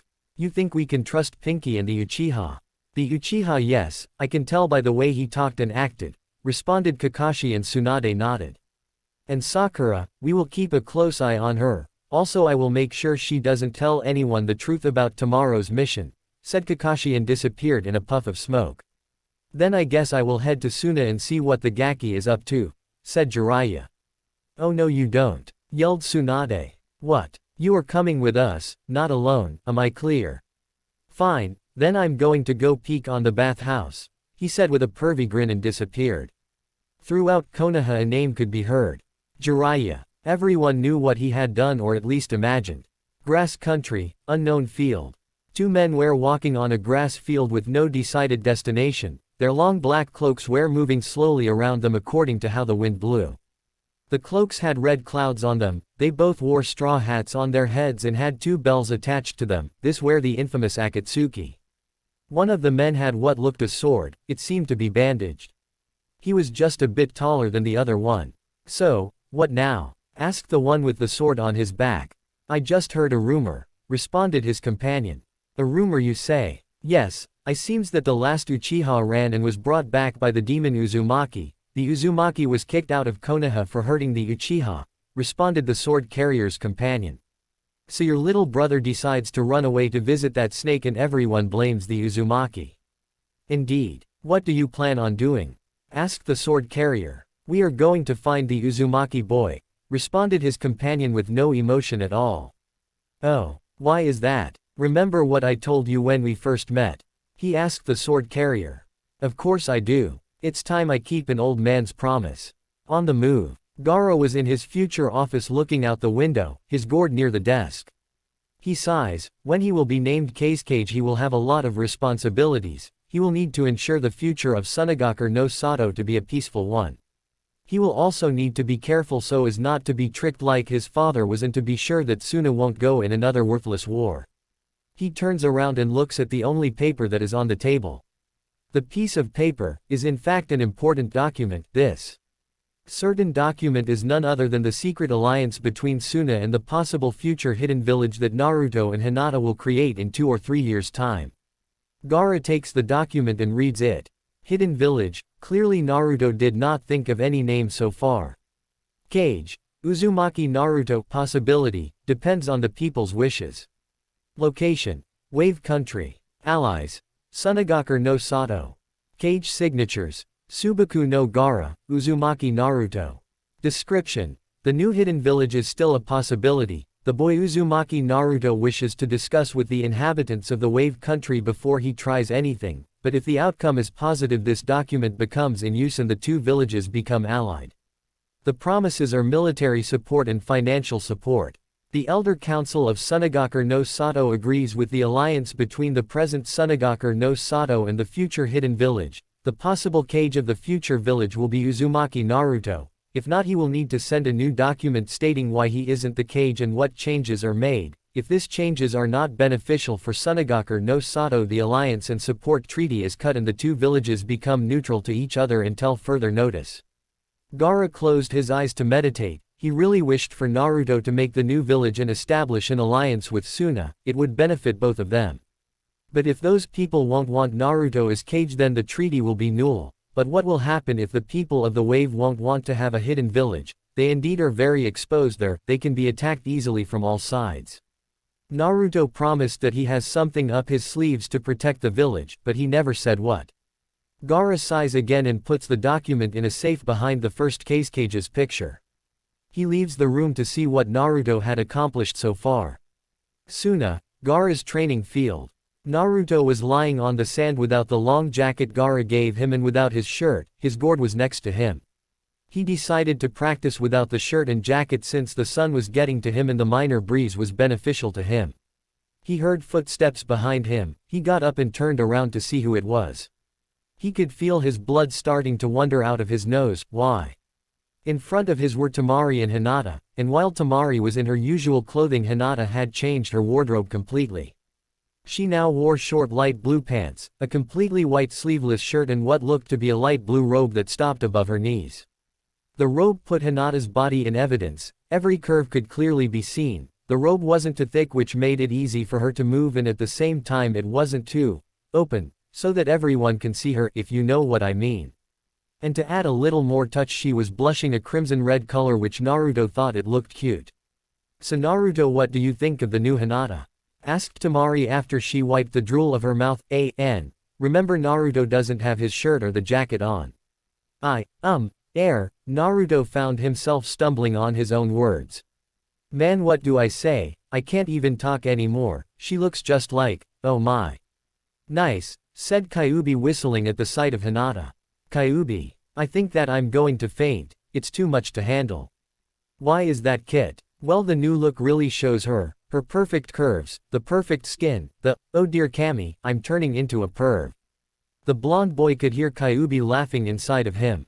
He started cursing every pervert that he had met, including the fox that wasn't helping him at all. Meanwhile, Hinata was debating if she should faint because of how she looked or because in front of her was a Naruto with no shirt, but to add to that, his body was the one of a Greek. She found herself drooling like Tamari was. Naruto then saw the looks that the girls were giving him. Something wrong? He asked Tamari. Well, I never saw anyone with such a perfect body. What do you mean? He asked. He looked at himself and saw he had muscles that he didn't even realize he had. His body was more toned now than it used to be. Well, I had to work on your body a little. I don't want to die yet, therefore I needed to change your body a little to be more resistant, explained Kyuubi. Figures. Naruto looked at Hinata again. He felt he was starting to blush. You look lovely, Hinata. Your new look really shows the real you. He couldn't help it anymore. He could feel his cheeks burn. He turned around to hide his blush, but it didn't go unnoticed by the two girls. Just then Gaara appeared behind Naruto. He was with his back at the girls. He looked at the blonde Jinchuriki and saw he was blushing. He raised an eyebrow. Turning around, he saw the object of Naruto's blush and found himself staring at the Hyuga girl. He could feel blood starting to come out of his nose. He immediately grabbed his nose and turned around. Well, I was here to see what you were doing, Naruto, said Gaara. Oh, you two are still training? Then we could go, said Hinata. We don't want to interrupt anything. No, it's not like that, responded Naruto, turning around and running to the girls. I mean, you can stay and watch or train with us. Tamari waved her hand. Nah, we need to do some more shopping, right, Hinata? Right, responded the girl. She looked at Naruto and quickly kissed him on the cheek and ran away, following Tamari. Naruto stood there feeling like he was melting. He didn't realize a girl would have this effect on him. It didn't take long for him to faint, the pressure being too much for him. Gaara, when he couldn't hear footsteps anymore, decided to turn around. He turned around the moment Naruto hit the ground. He could see a perverted smile on his face. I wonder how hard it was to keep eye contact for him, pondered the red-haired boy. He went to wake up Naruto, that was now dreaming of Hinata. Gaara found it impossible to wake him up, so he resorted to a new method. He used his sand to grab his legs and raised him up and started spinning him above his head. At that moment Naruto's eyes shot open. Ah, Gaara, what the hell are you doing? He yelled. Oh, you're awake. And the sand let go of Naruto, who flew in the wall of a nearby building. Oops, thought Gaara. It took a couple of minutes before Naruto regained consciousness. Once that was done, he moved back in the middle of the training field and continued working on controlling the sand around him. Naruto, asked Gaara. Yeah, why aren't you wearing a shirt or the jacket? Oh, it was too hot. You should do it too. When the breeze touches your skin, it makes it easier to concentrate at the task at hand, responded Naruto, that was concentrating on the sand that was swirling around him. Gaara shrugged and took his jacket and shirt off, revealing a well-toned body almost similar to Naruto's. They both started working after that, and Gaara found that indeed working without the jacket and the shirt on it was easier. He tried to show Naruto his technique, Subaku Q, but with no success. Naruto didn't manage to capture more than 5% of the dummy. And the following technique, Subaku Susu, didn't work at all.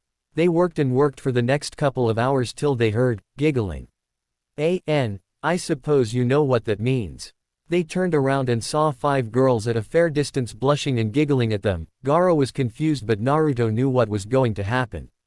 "We love you," yelled one of them, and they started charging. "Crap, run Gaara," yelled Naruto, picking up his stuff. "No, they can't pass my defense, no one can," responded Gaara firmly. "Gaara, this are fangirls, you can't stop fangirls," protested Naruto, but Gaara didn't listen. He raised his hand and the sand rose from the ground and made a wall between them and the girls, who hit the wall full on. For a second it was silence, then the wall crumbled and they continued running towards the boys. Now Gaara took his stuff and started running with Naruto not far behind. They were dashing through the sand village, and on the way they were spotted by more girls that joined the chase. Now I know why Sasuke dreaded fangirls, thought Naruto. "Naruto," said Gaara angrily. "Yeah, this is your fault." Naruto's sweat dropped and continued running. They ran for quite some time. It was already dark and they managed to shake them off. But they were very tired. They both agreed not to train without their cloths on from now on. Konoha, next day. Team Guy, Team 7, Team 8 and Team 10 with the Hokage and the Toad Sannin were at the north gate preparing to leave. Neji put his hand in his pockets and found a scroll. He looked carefully before hiding it. Flashback. Neji was looking through Naruto's scroll when he found a strange-looking scroll with a strange technique. It read Furui Shuho, Dumu Ainot Bue, Ancient Technique, Dome of Defense. Neji tried to read the description, but the scroll was empty. There was nothing inside. He decided that he will personally give it to Naruto. If it was an ancient technique, he couldn't risk letting the council get their hands on it, especially Hiashi, so he put it in his pocket and pretended that nothing happened. End flashback. Neji smirked. So far the council didn't know of the scroll, but neither has anyone else, but it was for their one good in his opinion. "Alright guys," said Tsunade. "It will be a 3-day trip, so I hope you got everything we need. Once we arrive, be on your best behavior and don't do anything stupid."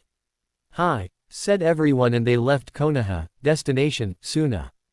Everyone was excited. They were to meet Naruto and Hinata again, while some only wanted to meet them and see how they, or others wanted to meet them for different reasons. Sakura was thinking, should she apologize? Why should she? She still had doubts about this. Her mother told her that Naruto contained Kyuubi, the same demon that killed her father and her grandfather. She didn't know what to do. Her mother asked her where she was going and she lied until her mother found out the truth. It was a slick way. She used a jutsu that the Anbu use for interrogations. When the subjects sleep and the jutsu is active, they are asked questions and they answer them without knowing. But her mother told her she used the jutsu on her for her own good. She said she will handle everything, and now she was afraid of what she would do. Sasuke was thinking in the lines of how Naruto will react when he will see him again or when he will see Sakura. It was strange that in the entire time when he was with Team 7 no one realized how important he was, but now that he was no longer, everyone suddenly realized Naruto's importance to the village. It was strange, but the world works in strange ways and no one can change that whatsoever. Another thing that was going through his mind was what had Naruto discovered about Itachi, and the same thoughts since yesterday raced in his mind. Who was Itachi in the end, and why did he actually kill the clan? In the end, Sasuke still hated Itachi, but he decided that if he will find the truth he will need to reconsider if he should kill Itachi or not. Shikamaru was thinking how life in Suna was for the two. He was also thinking about what his father said to him a few nights ago. Should they really leave Konoha? But what about their friends and everyone else?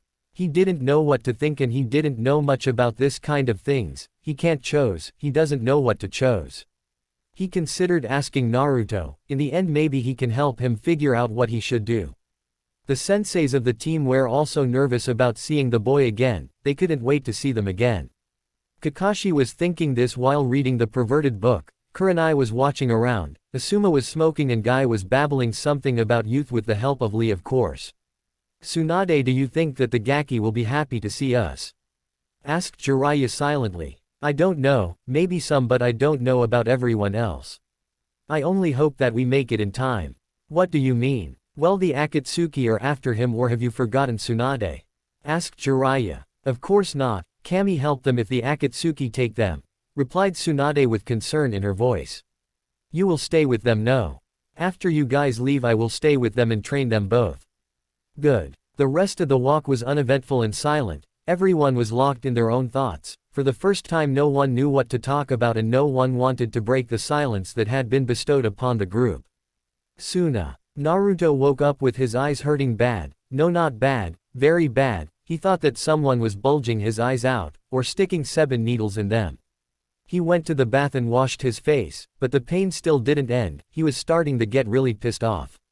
He decided he should eat to take his mind from his pain. It was a good idea, but it was hard for 2 reasons. One of course was the pain, the second was that when he arrived in the kitchen Hinata was there. Now that wouldn't be a problem, but what she was wearing made his eyes go wide, which was strange because his eyes were twitching, but not because of the sight but because of the pain. In the kitchen Hinata was making breakfast like she always does in the morning. She was dressed with a black skirt, very short and it showed her legs perfectly, and she also wore a sleeveless shirt that showed her body perfectly. The blonde boy had a hard time during eating to try and focus on eating and not stare at the girl. He liked the new look and the boldness, but it was too hard to not become a pervert. Naruto-kun, are you alright?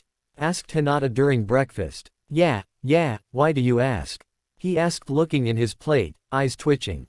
Well, your eyes are twitching, you don't like my new look? She asked with her head down.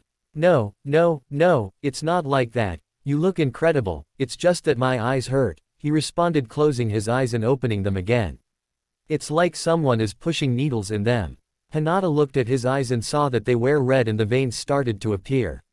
She put her hand on his cheek and looked carefully, trying to see if he had something in his eyes. She activated her bloodline and saw that there was a lot of chakra moving into his eyes. Naruto-kun, there's chakra moving in your eyes at a very high speed. There is? He asked and she nodded. I didn't do anything, maybe Kyuubi knows. He closed his eyes and concentrated. The world around him changed and now he stood in front of Kyuubi's change. The giant fox sensed him and turned around and studied him. He saw his eyes were red and the veins were starting to appear. What have you done this time, Kit? Threw salt into your eyes? He asked, laughing sinisterly. Ha ha ha, very funny, but no. I woke up like this and Hinata-chan says that there is a lot of chakra running into my eyes. Care to explain? He asked, taping his foot. The fox sweat dropped in the blonde and stood quiet for a second before talking. Well, it seems like your eyes are changing. Changing? In what way? I don't know, they won't let me see. Huh. The boy was confused, he started rubbing his head in confusion.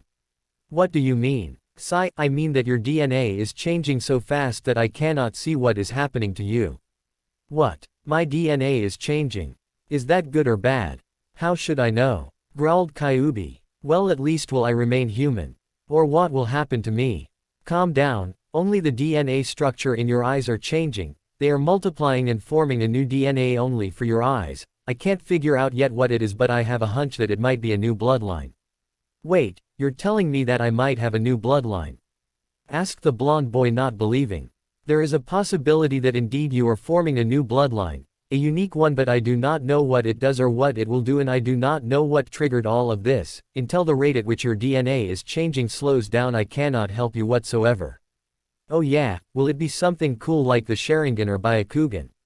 Will I be able to copy jutsus or?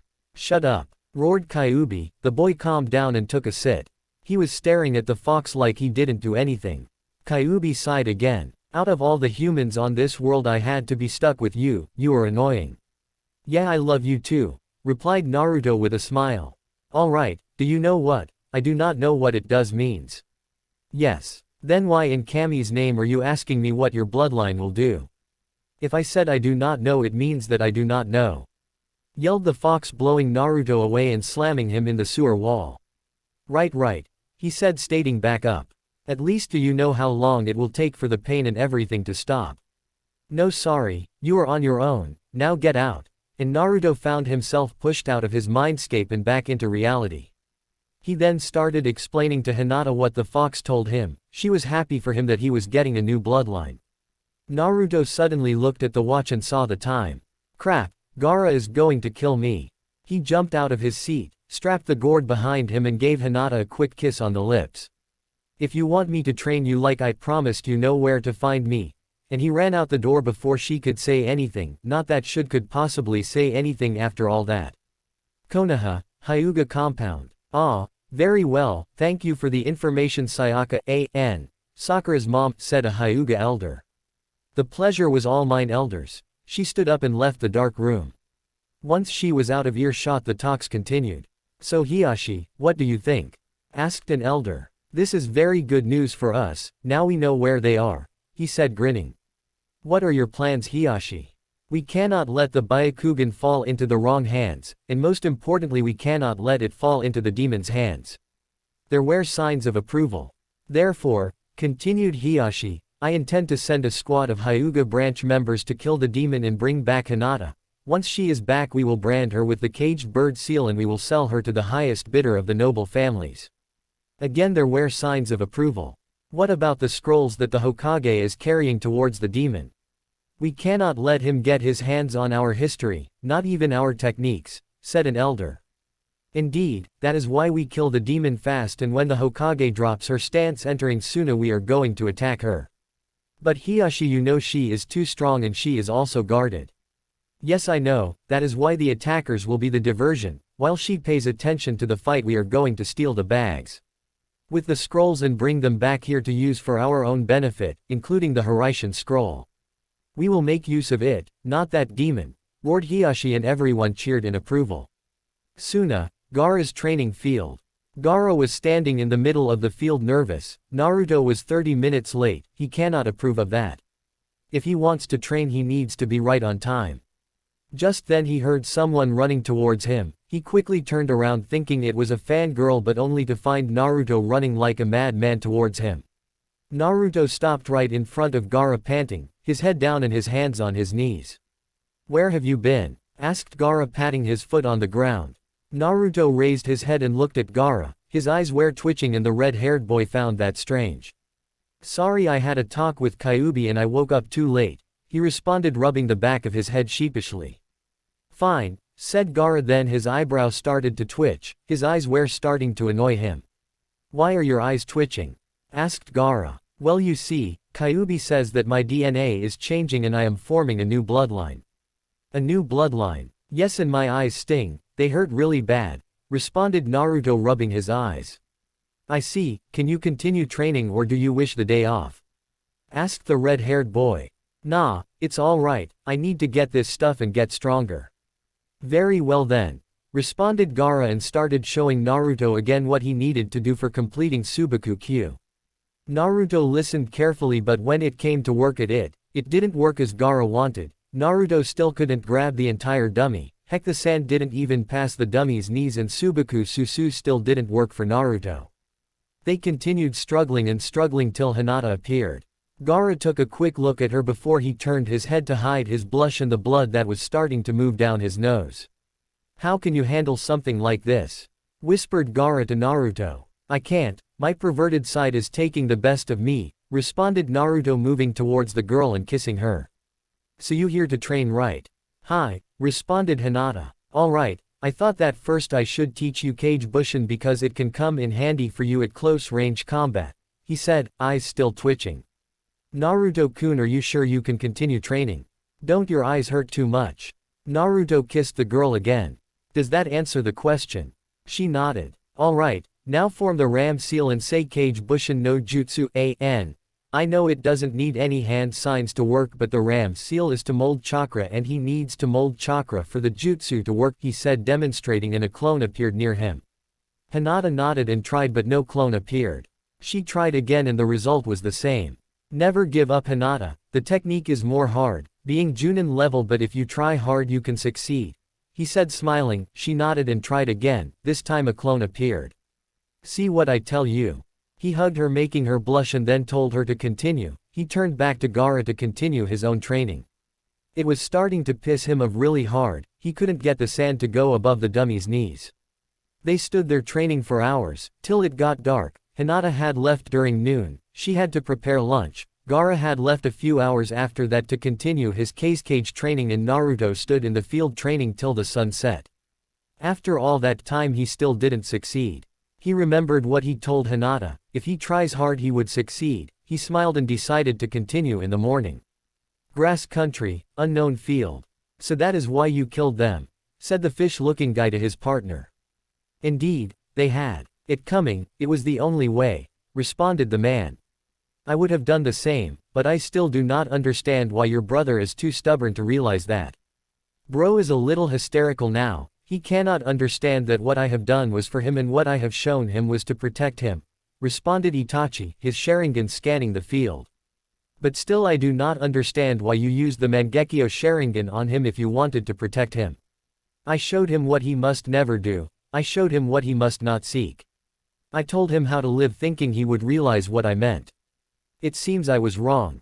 Typical for the Avenger. Quite the contraire Kisame, he turned into an Avenger the moment he misunderstood what he had to do. Kisame nodded at his partner's statement. What I told him he followed, this just proves he is like them, a fool. But for him there still is time to prove himself, he need to understand everything, continued Itachi. Right, but what if he doesn't understand even now? Then we shall see what the outcome shall be. Itachi paused for a second to remember the night once again. He snapped back into reality. So tell me Kisame, how did you become a missing nin? You never did tell me. Not much, but it was something. Kisame paused for a second. I think it might have been the best thing I had done in my life. Well that's that, hope you enjoy. And don't ask me what the new bloodline is because I won't tell and it's not completely a dujutsu and you will see why. Gaara's pupil. Konoha, Hyuga compound. Hiashi and the elders called forth 10 of the most loyal branch members. Now you might be thinking why they are so loyal. Hiashi ever since he was put as head of the clan selected 10 branch members that were moved into the head family and treated likewise even though they had the caged bird seal on them. The Hyuga elders thought that if they do this then they will have 10 loyal members that can be thrown in the heat of a battle, without worries that they will die, because they are of the branch family and they were right. The 10 summoned were loyal and respected every order without second thoughts. They were also ranked from Junin to Anbu, which made the elders and the head of the clan more happy. They would not die and the mission would be a success. In the years they gained respect for Hiashi and never questioned him, at least 9 of them. One of them, a girl by the name of Hoshi Hyuga, never did respect Hiashi even though she did not show it. After her wife had died she would always see how he treated his daughter and she was disgusted. All her respect for the man dropped day by day whenever she saw what he was doing to her. But nonetheless she was afraid to intervene because of the seal she had on her forehead. She tried once to talk with the other 9 but they became what a young blonde boy used to say, stuck-up snobs. Hoshi is a young woman in her early 20s, she has long black hair, the face of a young woman and of course the same eyes as any Hyuga. She is 1 foot 60 inches in height, thin but not because she held a diet, it was her figure.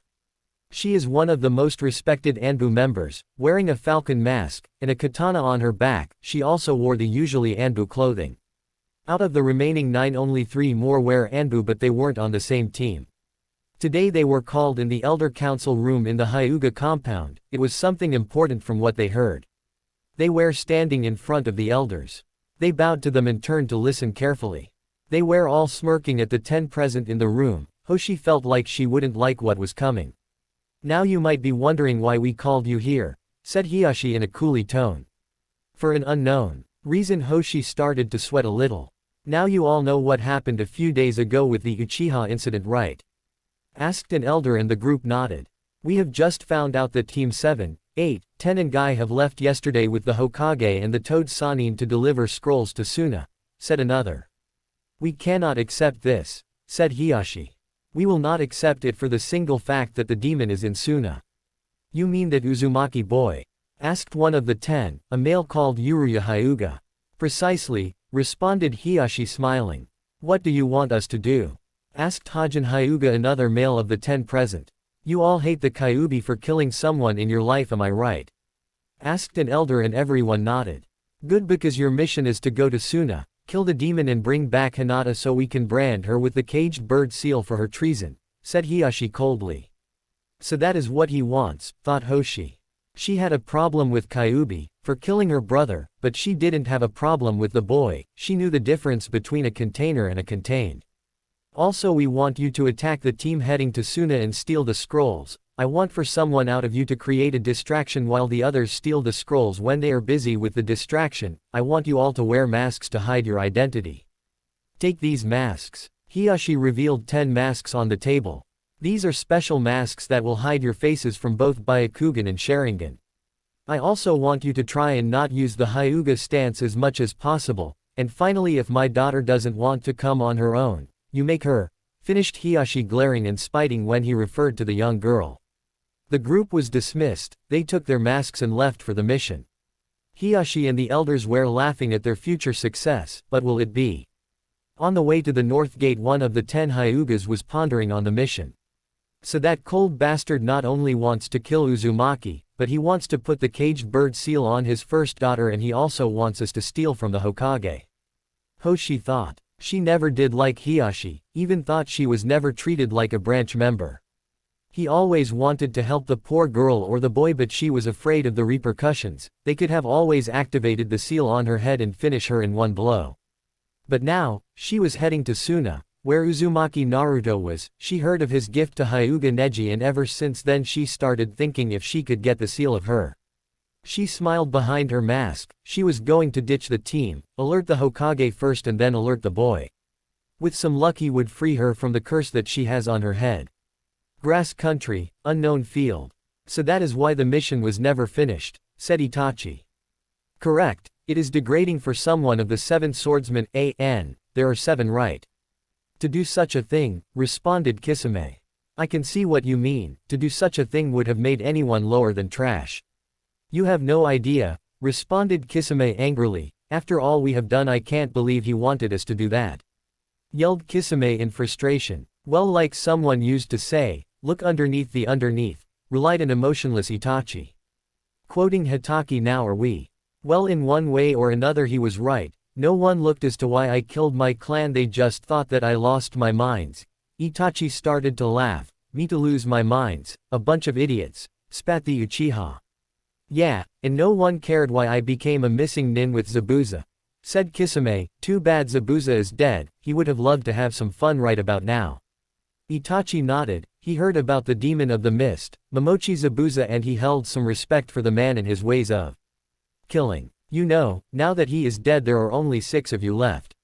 I know, Itachi-san, but that doesn't mean that I will start sulking. That is the last thing I need now, Kisame. Remember, we need to stay focused at the task at hand. How will we talk with the brat? Asked Kisame. I mean, it's not like he would listen to us. I know, but we will find a way, and we will make him listen. After that everything will be clear for him. What about the Akatsuki? Did they suspect anything? No idea whatsoever. But we need to keep a low profile. We don't want to expose ourselves until we find the brat. Kisame nodded, understanding. I wonder how the leader will react when he finds about this. Like I give a damn about him, said Itachi coldly. It's a good thing that when we went after the boy and tried to take him, Jiraiya came. After what I heard that they want the bijus, for I was starting to fear that they might succeed. Well, they won't now. They know that we are going after Kyuubi. What they don't know is what we are actually planning. Yes, Suna. It was a bright day in Suna. Everyone was enjoying the new day, well, almost everyone. Naruto and Hinata started their work today. They needed to guard Gaara from the shadows and make sure no harm came to him. Right now the Sand siblings were standing in front of 3 tables that had weapons on them. The new genins were to pick who they would train under. Gaara was looking with his coldness in his eyes. Gaara, smile, smile. If you have that sour look no one will pick you, said Tamari. Yes, the filler episode, but I won't put anyone on Gaara's back so those 5 from the filler won't attack. Sorry, but I don't want to write that even though it would be changed. The red-haired boy didn't even look at her sister. He just stared at the kids in front of him, and then everyone headed towards Tamari and Kankuro, all except one. Gaara, who had his eyes closed, heard someone approach him. He opened his eyes and saw a girl with short brown hair and black eyes. She was wearing a light yellow cloth around her neck, a sleeveless shirt. On top of the shirt was a blue blouse. She was wearing a skirt, I think it was a skirt that stopped above the knees. You're okay with me? Asked Gaara in a monotone voice. Please, she said. As the tradition said, the pupil had to ask the master for acceptance to be trained. Tamari and Kankuro looked at their sibling smiling. Unknown to them, Naruto, that was on top of a building nearby, was also smiling under his hood. He decided on wearing the cape he had bought when heading to Suna. The girl was standing in front of a table that had a few weapons left. Gaara approached her from behind and positioned himself near her. You name? He asked. Matsuri, responded the girl. Matsuri, pick a weapon. She looked at the weapons. There was a club, a sword and a weapon called Juyu. The girl after much hesitation picked the club but she was unable to hold it. She asked Gaara for help. The red-haired boy looked on the table and picked the Juyu. This weapon is called a Juyu. Juyu. Gaara jumped away from the table with the weapon in his hand and landed a few feet in front of it. He held the end of the string, or what it was lol, and started swinging the weapon so fast it became a blur except for a red tint that were some feathers attached to the weapon. The teeth at the end of the string are not so much for attacking, said Gaara while swinging the weapon. More they are used from preventing the enemy from getting too close, and with the rope to render them unable to attack. He finished and launched the weapon towards a post and it started wrapping itself around the post. Practice with this weapon until you feel it is a part of you, said Gaara handing the wire to Matsuri. Hi. For the next hours the girl trained with the weapon but she didn't manage to succeed in her training. When the end of the weapon dropped near her she was startled. Gaara saw this. He went and picked up the weapon and asked her what was wrong. She explained to him that her parents were killed by weapons. Gaara stood and explained to her what he had learned from Naruto about friendship. He told her why he protected his teammates when he attacked Konoha. He then left leaving the girl to train on her own. Gaara was walking down the streets of Suna. He saw his siblings with the other children. Somehow he was glad that someone from the village wanted to be trained under him, and Naruto of course was an exception due to the fact that he was his friend. He didn't accept anyone from the village to come to him and ask for training. He felt good, he was progressing once again with everyone in the village. A figure dropped near him. He wore a light brown cape and his hood was over his head. So how does it feel? How does what feel? Asked Gaara. You know, to have someone to train apart from me, asked Naruto. Good, I'm progressing around here. Yeah, that I can see. Listen, I wanted to ask you something. Gaara turned towards Naruto. What? Is there any way I can carry sand without using a gourd behind my back? Gaara stood and pondered. He never gave much thought to that because he was used to carry the gourd all the time. He looked at Naruto and shrugged. The blonde boy frowned. He wanted to learn to use the sand but he wanted to use it in another way, not by carrying a gourd on his back all the time. He sighed and waved goodbye to Gaara and disappeared. The red-haired boy decided to turn back and watch over his pupil. -2 days till Suna, on the road. The team from Konoha was advancing at a fast pace. They decided it would be better if they went a little more fast than before, that way they could reach Suna faster and safer. The road was full of bandits, they needed to be careful. One of the members was now eager to reach Suna. Sakura decided she will apologize and warn Naruto of what her mother did. She hoped the blonde boy will forgive her for what she had done in the past years to him. She now felt sorry and wished she could repair all this. Hokage-sama, when do you think we will arrive? Asked Sakura. In 2 days, hopefully one if we maintain the pace, responded the Hokage. Then they heard someone snicker. They looked and saw Kiba snickering. What was that about? Asked Neji. Oh, I just remembered when Naruto used to do the sexy jutsu at Iruka-sensei, responded the boy.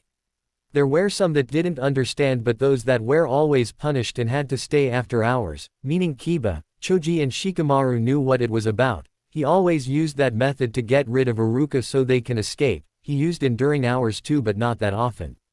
The blonde boy had a lot of ways to escape detention. He would always find something else to make Iruka drop unconscious or just to drop on the floor.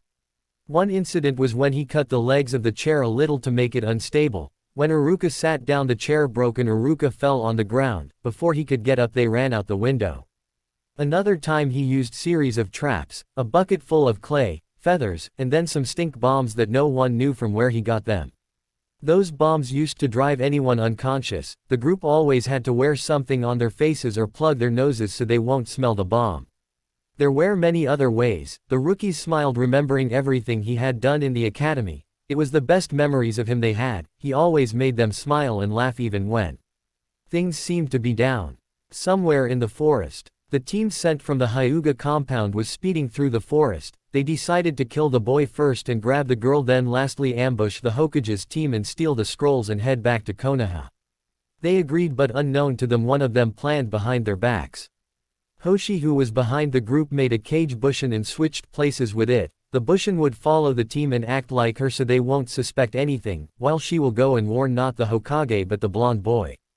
She dropped on the ground and waited a little for the team to advance, then she started speeding again but using another way so she won't bump into the team. Alright, so first I warn the boy, then hopefully I get to warn the girl before it's too late, she thought. Lastly I will go and warn the Hokage and then return and ask for him to remove the seal, hopefully he will.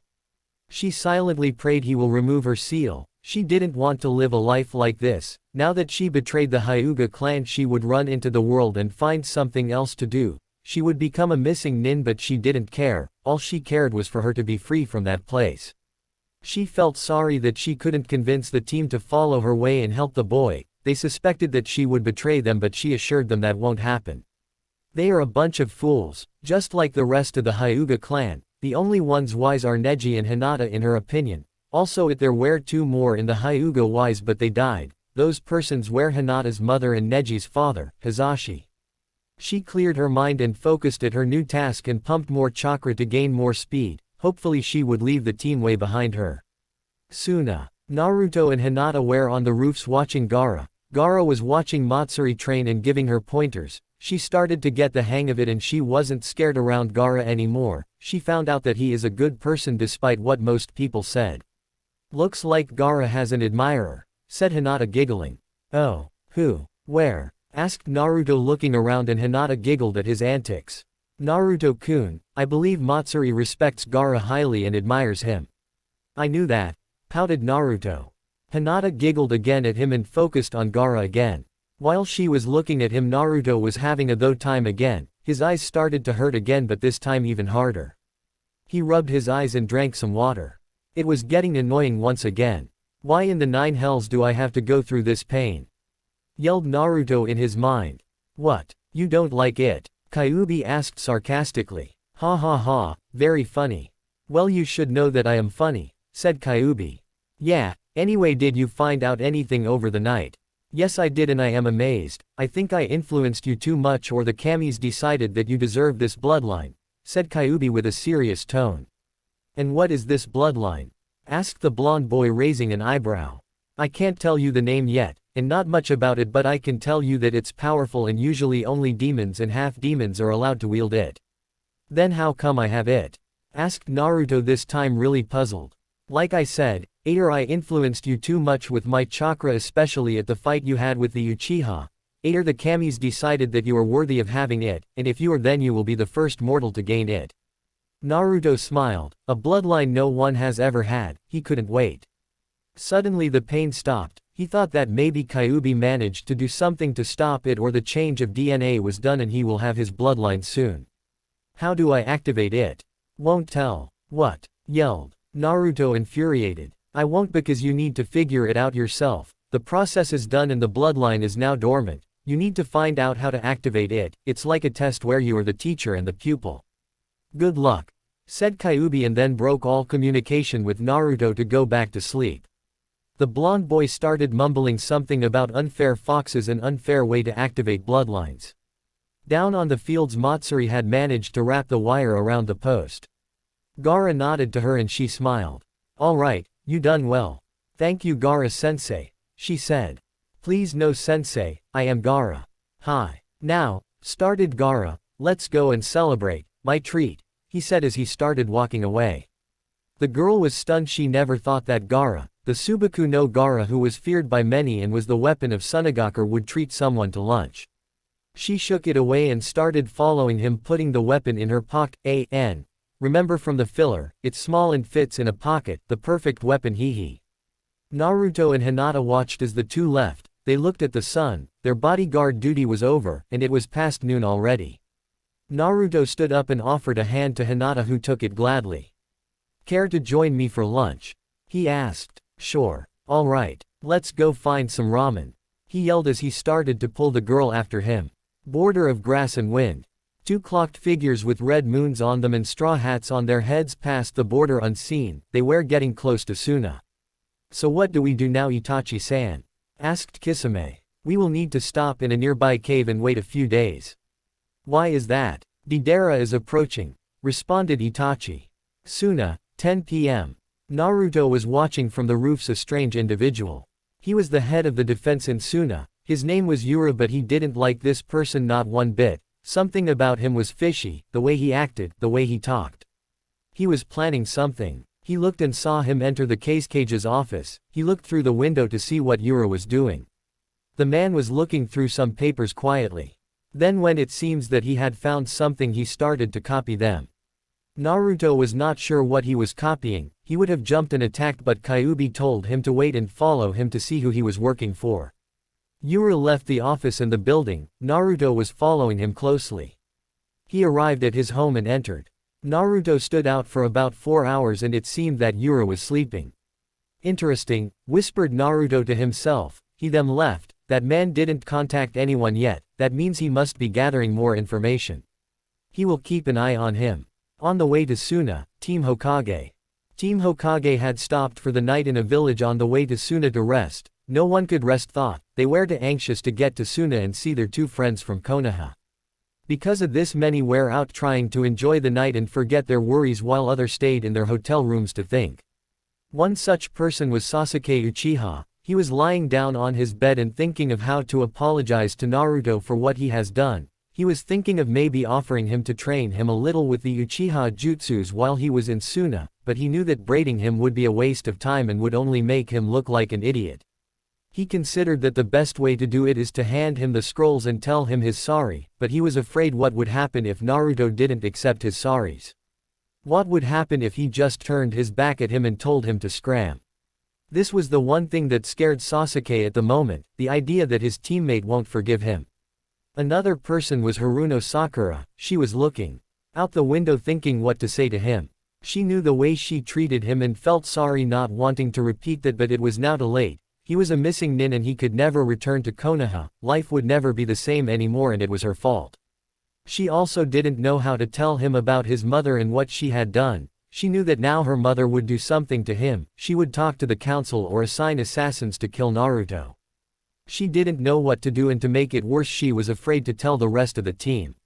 She was afraid of what they might do to her, that she might lose her last friends as well.